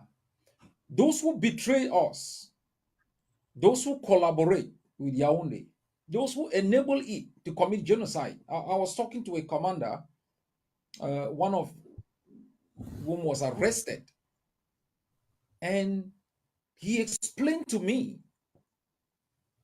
that even the Cameroonian within the team that arrested him showed more sympathy than two Ambazonians, one from Santa and one from the Bafoland. And that the two Ambazonians in the squad tortured him more than the Cameroonians in the squad. And what baffles me is that for 60 years, we tolerated traitors. Traitor will not be tolerated for one day in the United States, for one day in France. Those who betrayed France during the occupation of France by Hitler were sent to the gates of hell. In South Africa, every enabler and collaborator was immediately killed. In Palestine, you don't spend one day. Burning necklace. A burning necklace, yes. Right? In South Africa. In South Africa. But we have in Ambazonia collaborators using human rights institutions, using the value of freedom of speech to instigate and give hope to the killers of our people that they can survive in Ambazonia. I think Ambazonians must be ready. There will be zero tolerance as far as those who collaborate and enable Cameroon's occupation and the commission of genocide in our country. No, that is very clear, and I think that the video that you just played is very instructive. Sometimes, when we talk about the fact that there is going to be hell to pay, some people look at the Mongo as a short ride. What they fail to understand is that when you are defeated, the first thing you look after is your own skin. You are not looking after those who collaborate with you. When you are running away, you run away whatever loot you can get. And sometimes your vehicle does not have room for the person who was showing you that these are the patriots of Ambazonians home to kill them. Sometimes, most of the time, not even sometimes, most of the time, the defeated, which is normally the occupiers and the government, do not maintain their post because they have lost. And the new leadership, those land, which will be La République du Cameroon, will even persecute you because you join with their genocidaires to not only kill Ambazonians, but sometimes kill them also. So, but that is high level. Let me bring this to a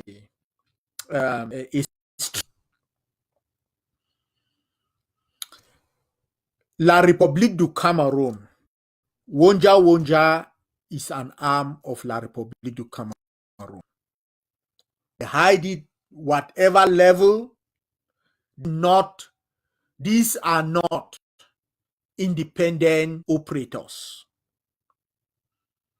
These are not people pushed out based on conviction. These are agents of La République du Cameroun. These are agents of war. Are using a tactic that La République du Cameroun has used and have been trying to use and is using. From the Oben Ashus to the Atanganjis, the Ekemas. It is a pattern of behavior that is laughable when you see one of their souls walking streets as a traditional ruler with a machete in their hands calling for ethnic cleansing. The good news is if the war next year meets him, he will be a lucky man. If he is still alive when the war is finished, he will be an unlucky man because he will be alive to see the retribution that a brutalized people can have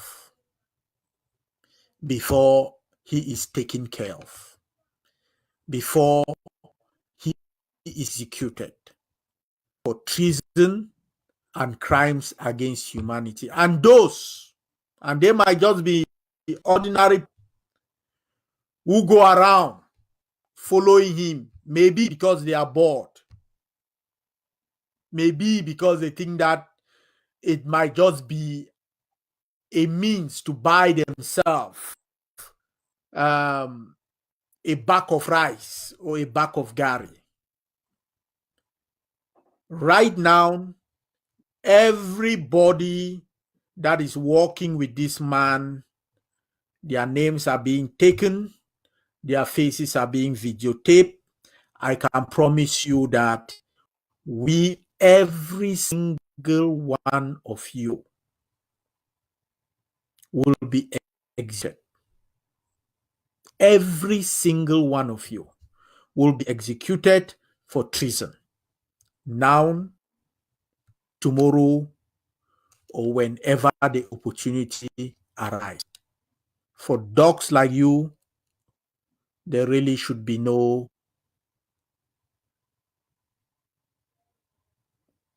tribunal, but you will be executed by a nation brutalized by your hatred. Um, I, I, I, justice. It is an exemplary kind of document that is designed in the image of the Nuremberg trial, how traitors and those who committed mass atrocities, ended. As I said, the Jews, this World War II ended more than 70 years ago. The Jews are still hunting collaborators and enablers and butchers. The Rwandan genocide ended in 1994, is 26 years now, and they are still holding those who participated in that crime responsible and put in jail. All impunity, collaboration, and enabling colonialism declared by the UN as a crime against humanity will not be tolerated, and there will be no, for all those who are prolonging days of tragedy under Cameroon. It is not an issue of your opinion. No, you cannot have an opinion on the fate of a people under genocide. You cannot simply enable genocide and say, well, it's my opinion to facilitate, enable, and inspire the commission of the crime of genocide. You cannot simply have an opinion on an issue so existential like the lives of a people, and we will take appropriate measures and let them know. Every one of them will have your fire. Every one of you will have your fire. And you will be shocked That when is it is what they don't consumed. understand. Yeah. That is what they No, don't understand. yeah. They As you say, think this thing is we just might not. a moment in time. That's what they are thinking. That this thing is just a moment in time. As the Israelites showed, We as you just mentioned, as these other people from the Rwandans have shown, today it happens even for the rest of life. Whether you live and you are high the book in Argentina for 30 years or 50 years, that moment in time will catch up with you because they will not rest. We will not rest until we get you. We rest. And I know that some of the time it might be just, oh, I am able to walk here, oh, I am able to walk there. What can you do? Yeah, what can you do? Raise your tail up, parade. This is your time. We will get there. Don't worry. As others who voted, contravening all the laws and warnings that were given, I've soon discovered we are methodical. We will get, we will collect the receipts. There will be a day when those receipts that you are writing right now, we will come for collection.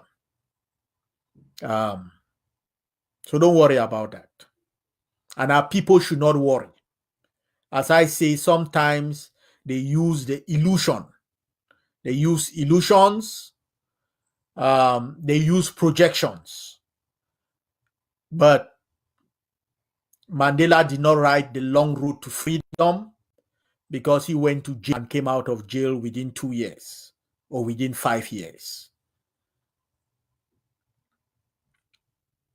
We will get them. Thanks a lot. And as I was saying, Ambazonia must be rest assured. I know sometimes Ambazonians may misconceive what we are doing as as maybe a movie where they ask, "So why haven't you done this? Why haven't you done that?" We're functioning as an established government that collects taxes, that has the power of borrowing, and so every project requires planning in terms of strategy and tactics, execution in terms of funding. That's why things are slow. We may be able to take out some of these people, but because it will take 1 week to even mobilize the resources, move the manpower, we lose sightings. But as I have said, and I think you have emphasized, we have a file of all of you, those who speak in tongues, those who enable, those who commit crimes, who facilitate, spy on Ambazonia, and work strenuously, whether in the homeland or in the diaspora, to ensure that we remain a captured people, to ensure that we continuously bury our dead or their bodies keep floating in rivers. We will not put up a peace and reconciliation commission. There will be court martialing and execution of all those who enable the murder of Ambazonians. It is not your opinion in our country. If you don't like it, move out. Because for 60 years, we suffered pain under this system, curtailment, deprivation, exclusion, and total abuse. And even as in the face of contestation of their rule, their brutality has shown no pity. The extent of their savagery in burning of villages. Who still holds an opinion in the face of this tragedy for us to even live as a neighbor with Cameroon? Except a traitor. And traitors have their fate. They have their place in history. And they have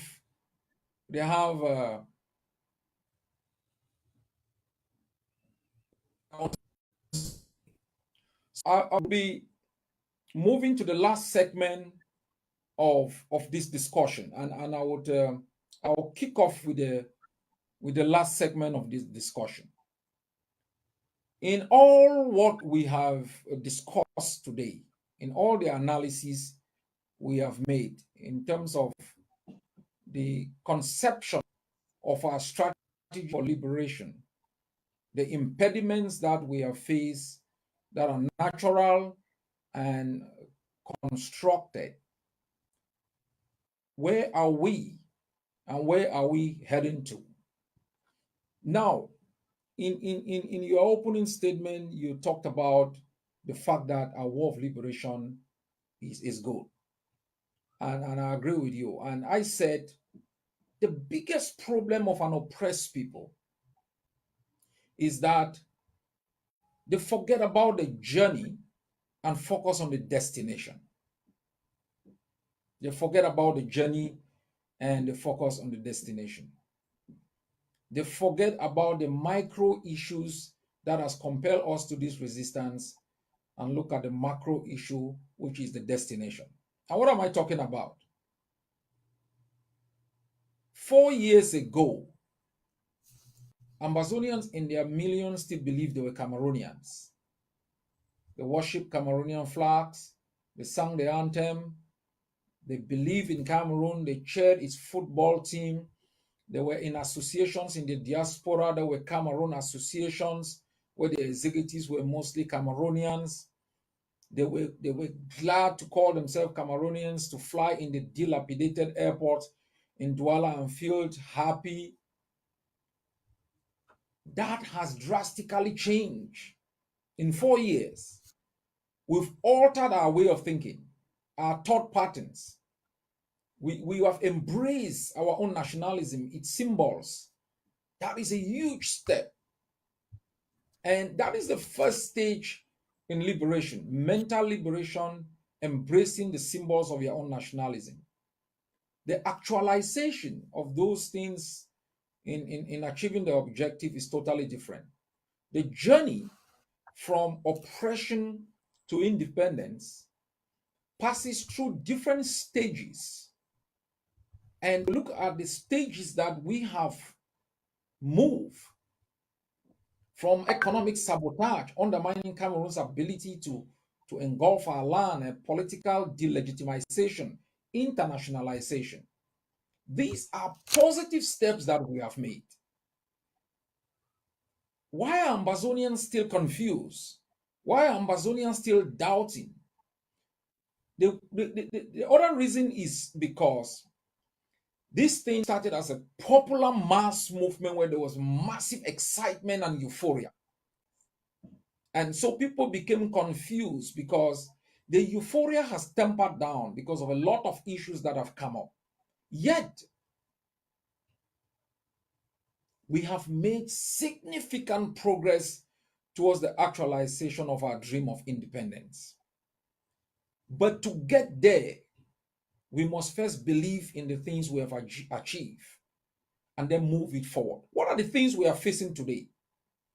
You have kidnapping for ransom, extortion. You have La République sponsoring massive enablers. You have spies and blacklegs that are pointing the barracks of our soldiers. You have a sense of disillusion in places that infiltrators have made us to lose. We basically lost Manu. We got reduced basically in Fako. Lebiale was almost gone.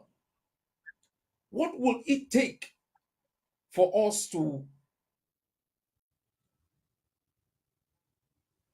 make something very simple? Ambazonians are still. The Ambazonian population is looking at, do I show my allegiance to Cameroon or do I show my allegiance to Ambazonia? And the reason is because they still believe we do not have that overwhelming power and objection of authority that can guarantee their security when they show their complete allegiance to us. They still do. On Mondays, in different days, we call for lockdown. What we need to do is to stabilize ground zero, to put in place a stabilization force that can project power on the ground, visible power. It will assure Ambazonians everywhere that if they are faced with the threat of La République, kidnappers, extortionists, that stabilization force can deploy as quickly as possible, protect them, and take away the threat on them. If we project a force that can prevent La République moving into our hinterlands to commit the kinds of crimes that it is committing, that force will assure smaller forces in suburbs and in the periphery that there is a backup force that is able to guarantee their security if they take daring actions against Cameroon. And I think, Mr. Defense Chairman, that has been your cry in the past months. And that's why my office launched the Defense Stabilization Fund to mobilize about 500,000 US dollars to make sure that you can achieve that objective. And based on what I have seen you are doing and the World Council is doing is extremely exciting. We have never been excited since the days General Ivo Fiango emerged and hold Cameroon as we are today. We are more confident in our posture on the ground, in our strength internationally, in the belief of Ambazonia that the era of La République du Cameroon has come to an end. We've never been confident. It might not be visible, but and not so begin to see the work that they have been doing. And I would still call on Ambazonians to believe in the Ambazonian Defense Forces, in your leadership in the War Council, and in managing and organizing the people who on a daily basis are making sure our soldiers are equipped, they are treated, they are respected, they are honored. And Ambazonians must be rest assured that the era of La République is over. It is not coming back. And the earlier they recommit and rededicate, will give you the tool and the forces the tool to make sure that we don't hear of things like Swiss talks to end Cameroon's era in our country. Thanks a lot, Mr. President. Thank you. Thanks so much. There are certain points to emphasize, but just piggybacking on what you were saying. Look, it is a long slog, and it's going to be a long slog.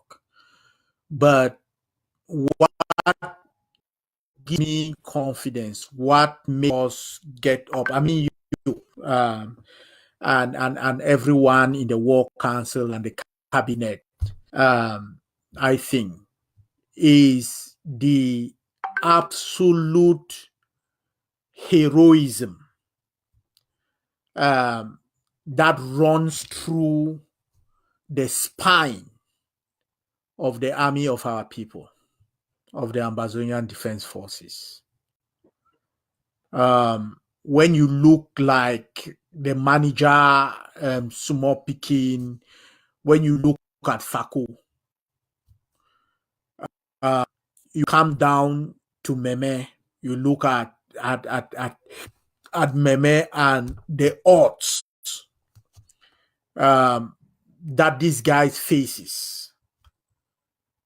When you go to Manu,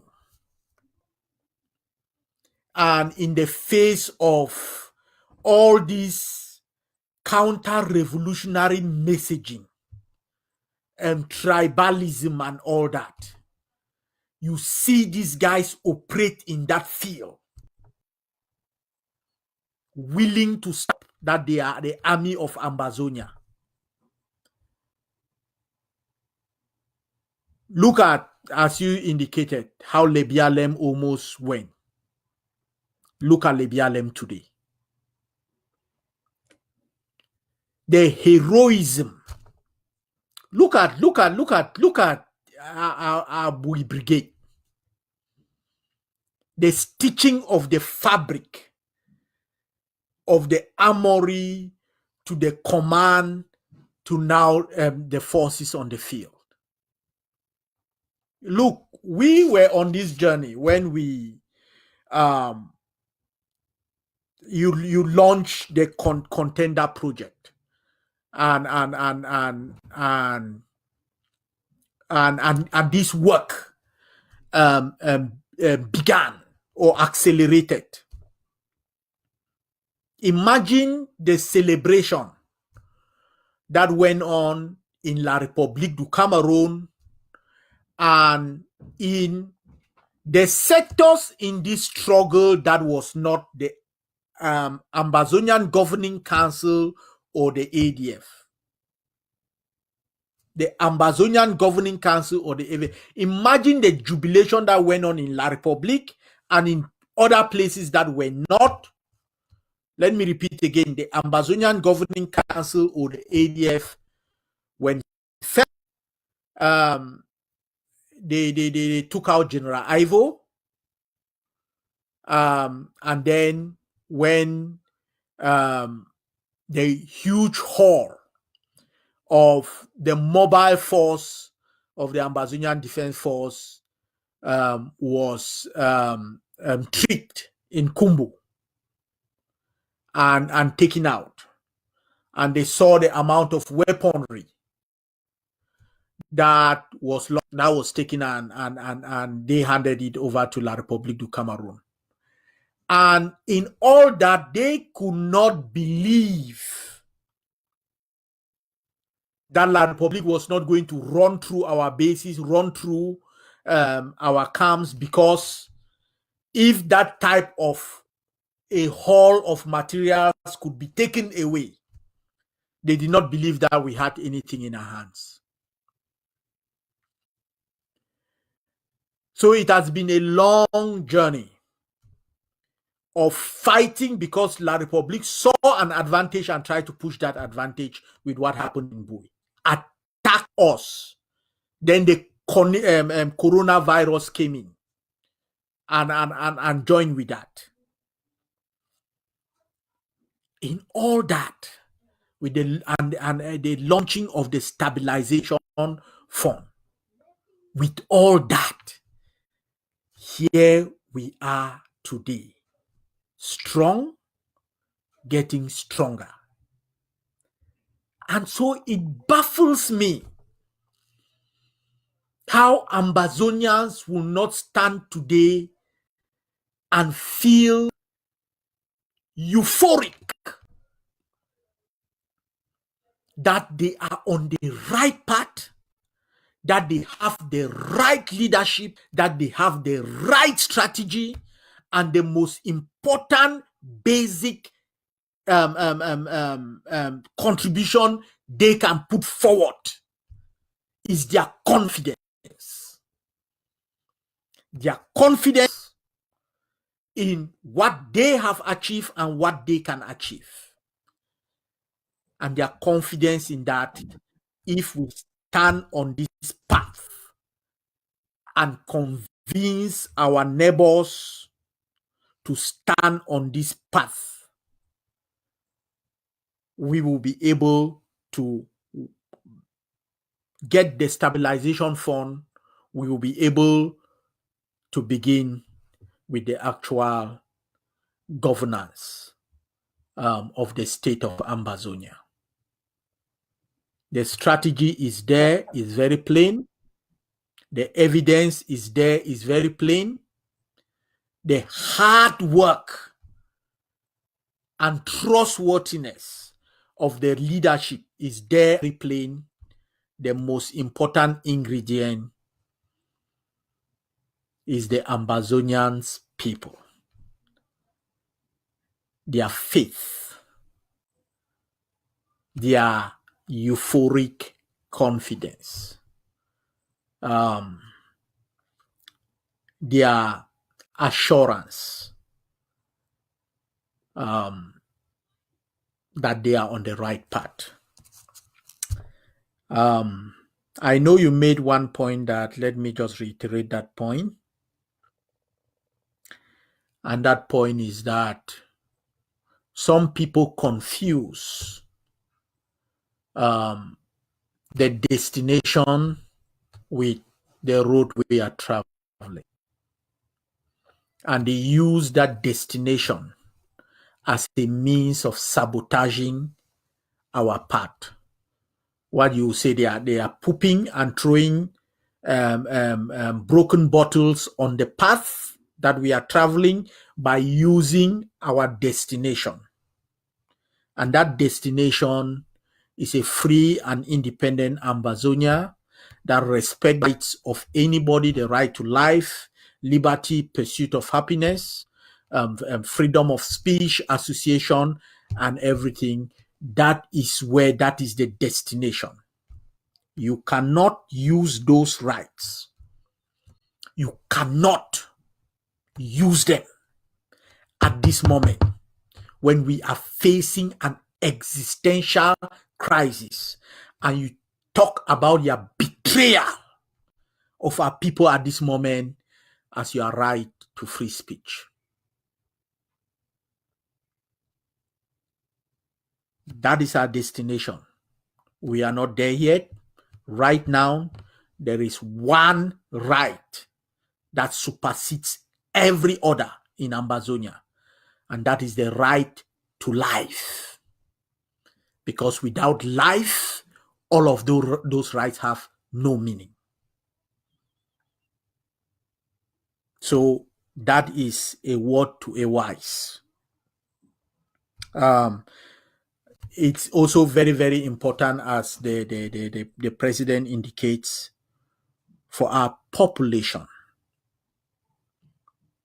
to become revolutionary. Let me be very plain. The Ambazonian Defense Forces have military command. It has militaries, forces fighting on the field. We are in a liberation struggle. The population must also have a revolutionary mentality. Why do I bring this point? If the Ambazonian Defense Forces arrest you and ask you that, why did you point the compound of the commander of the Ambazonian Defense Forces who is now fighting in Manu? Why did you point his compound to La Republique's military over here in Munya, and the house was burned down and his sister killed in that house? And you say that, oh, I was afraid of the Cameroon army. What should be the reaction of the Ambazonian resistance? You are afraid of the army, so you point them out to be killed. La République du Cameroon's occupation army, you are afraid of them because of the inhumane acts they can carry on you.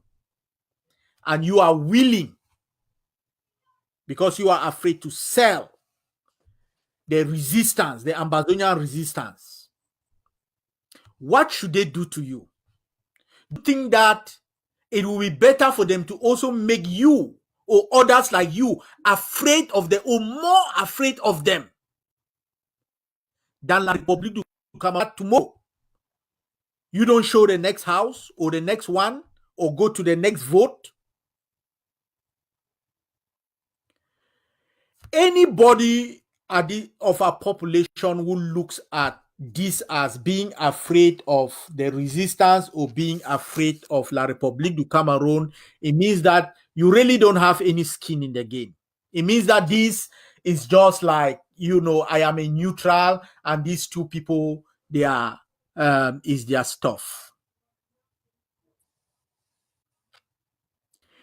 Resistance or lack thereof must come from your stomach. It's not a question of I am afraid of this or that. It's a question of who are you? It's a question of I am an Ambazonian. As an Ambazonian, we are in a war of resistance against genocide, ethnic cleansing, and occupation against La République du Cameroon. And because we are fighting against these evils, that is why I will resist you. So I am 8 million strong. I am part of that. And we resist, whether we are in the bushes or in our home.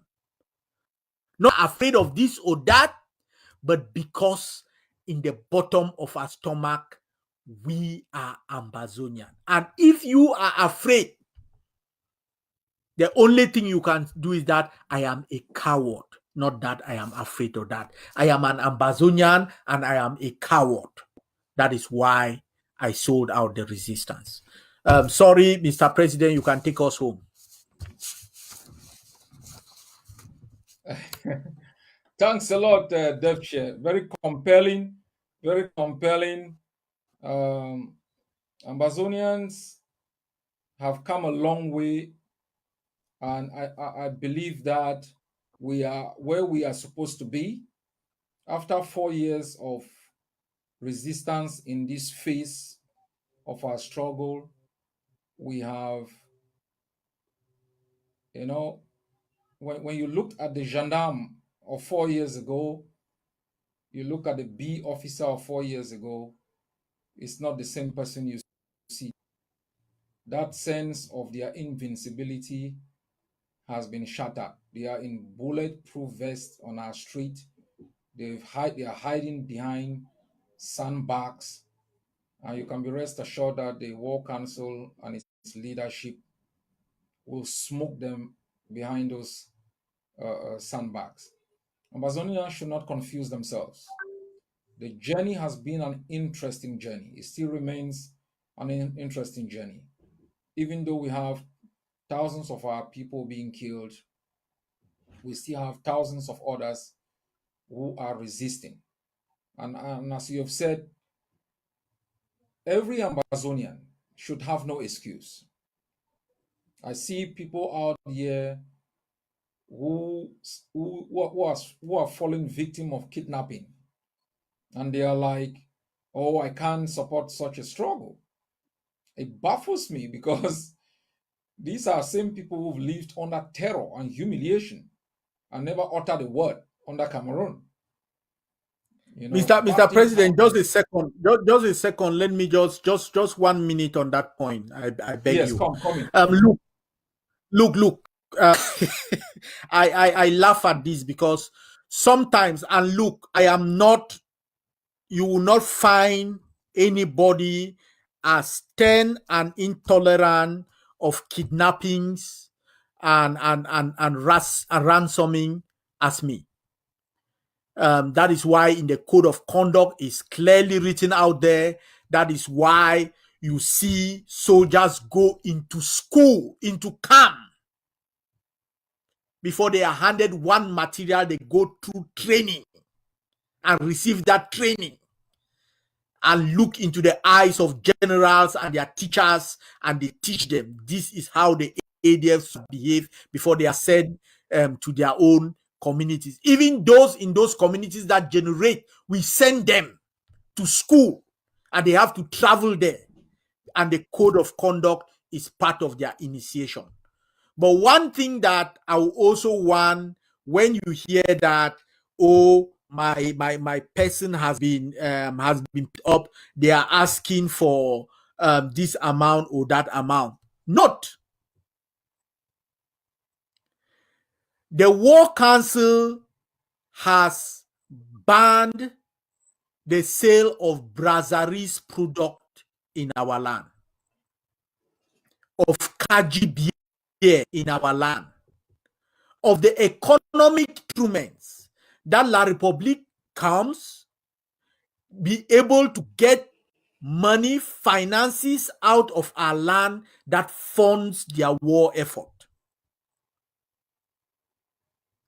So the soldier on the field who is there comes to your store and you are carrying brasseries products and they arrest you and they tell you that your fine for doing this is 200, 300 or 400 or whatever. And you say that is kidnapping.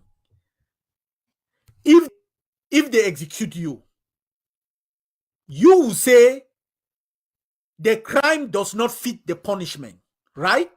So how do they hold accountable store owners or people who contravenes this law that makes La République du Cameroun get even out the little finances that finances their war against this young men and women on our street, on in our land, financing the burning of our villages.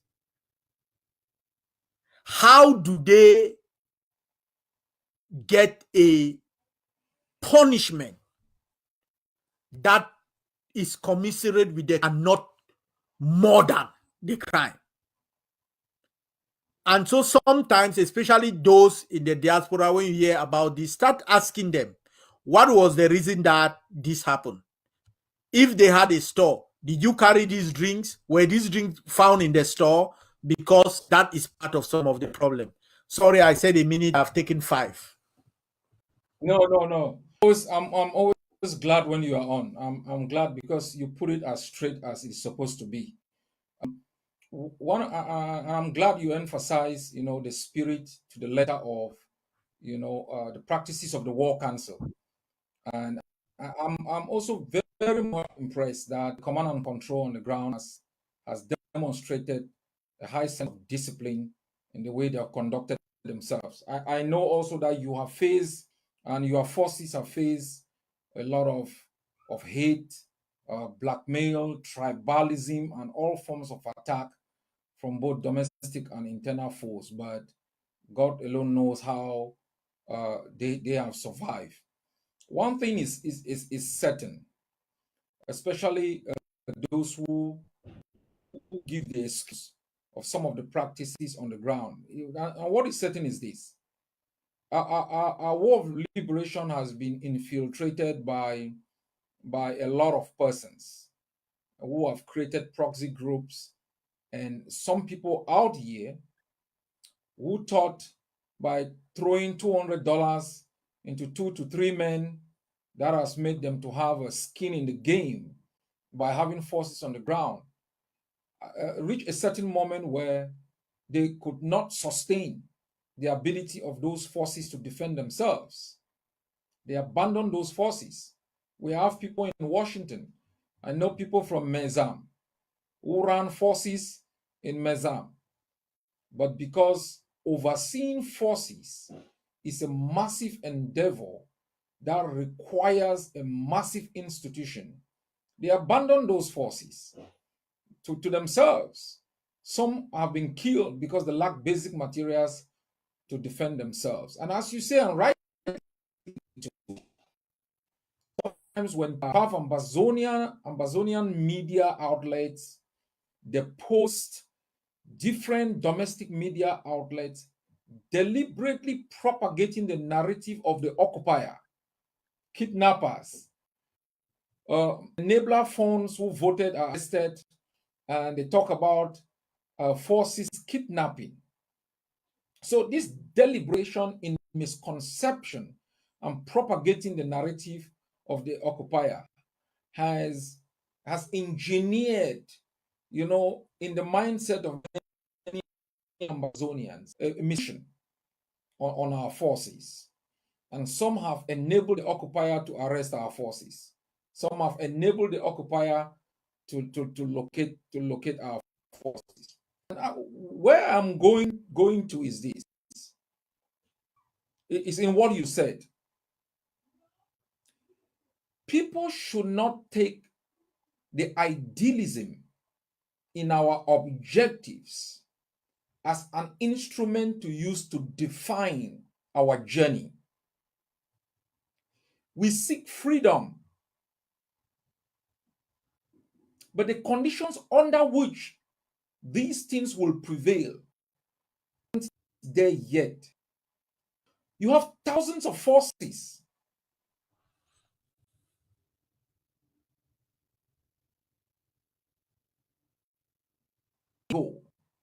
Some were mechanics, some were teachers, nurses, students, presented themselves to the battlefield for the defense of the first democracy in the continent of Africa.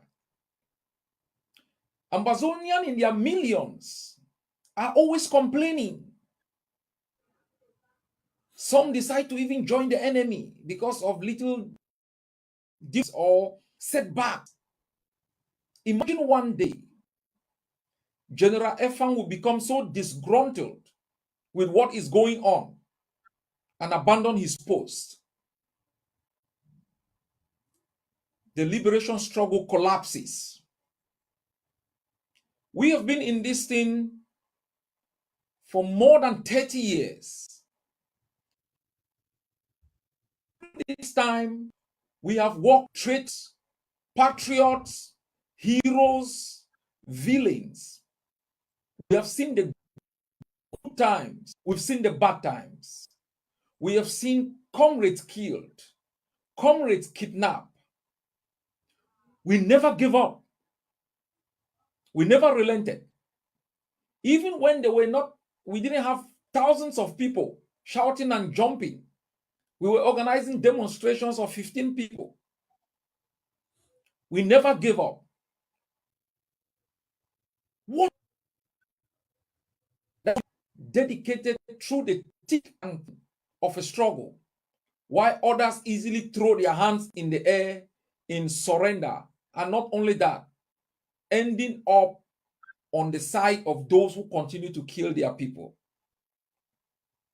How do you explain that? This is what Ambazonians must know. This is a collective struggle. It is not how you feel. You don't engage because you are happy. You don't engage because things are right. You don't engage because there is collaboration, there is unity. You engage because it is an obligation in the face of a threat on the life of a people to stand up and be counted. Heroes and warriors are not known when the path is smooth and certain. Great generals emerge when things are tough. During World War II, the life of the champion, and this should speak of our time, the choice in front of Amazonians. You had Chamberlain, who thought he could cozy up to Adolf Hitler. He could play platitude with Adolf Hitler. He could even accept to surrender territories of different countries in order to placate Adolf Hitler. You had a Winston Churchill who rose up even facing bombs on Buckingham Palace, with facing threat of all sorts across the globe. But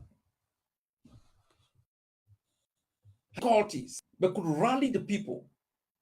In France, you had the Pétain, who collaborated with Adolf Hitler, made his country. And you had the Charles de Gaulle, who even took flight into Africa for safety, but mobilized own people.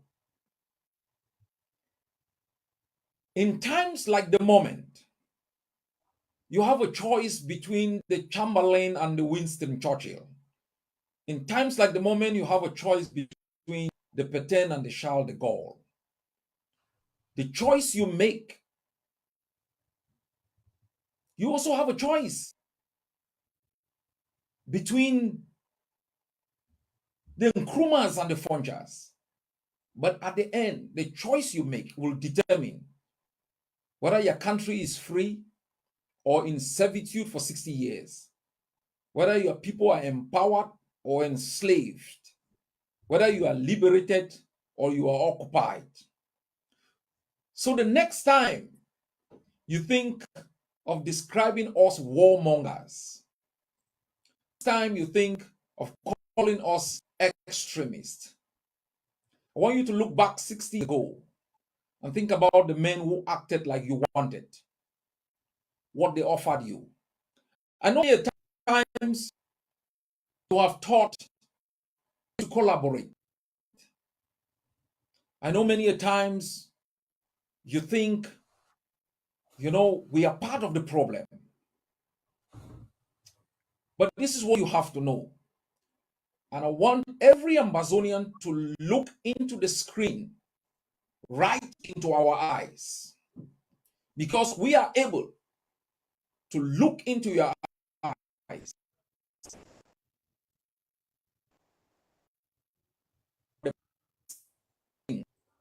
We are able to tell you we have never been financially or politically corrupt. We are able to tell you that in the past 30 years, we have served more than 10 other leaders. We are able to look into your eyes, and we are the ones who have tried as much as possible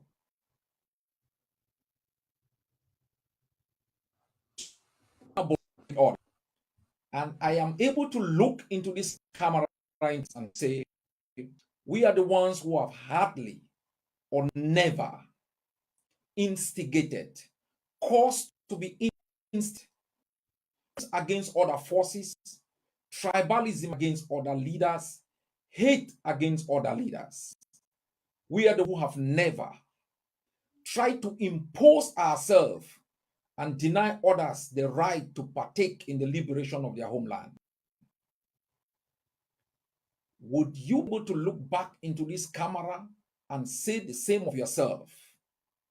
Can the other leaders be able to look straight into this camera and say the same of themselves?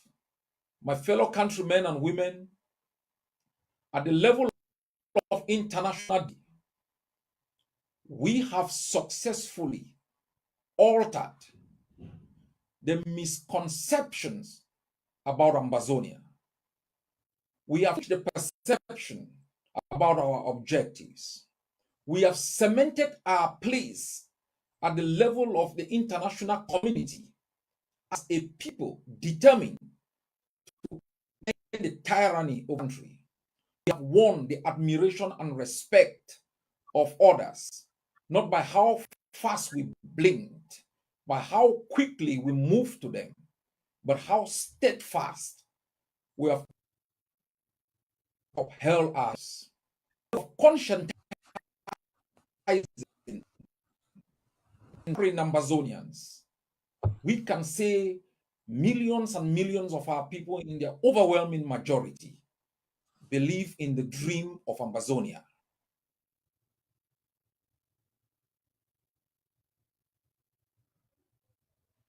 In our existence, we have erected an army, a uniform that parades, that controls territory, that protects the population, that fights and honor our flag, our anthem, territory. And we have put in place an organization accountable, transparent, mature, and with the best caliber of men and women to steer this ship ashore. The rest is in your hands to commit. Good night. God bless you all. Thanks, boy. It's been a pleasure.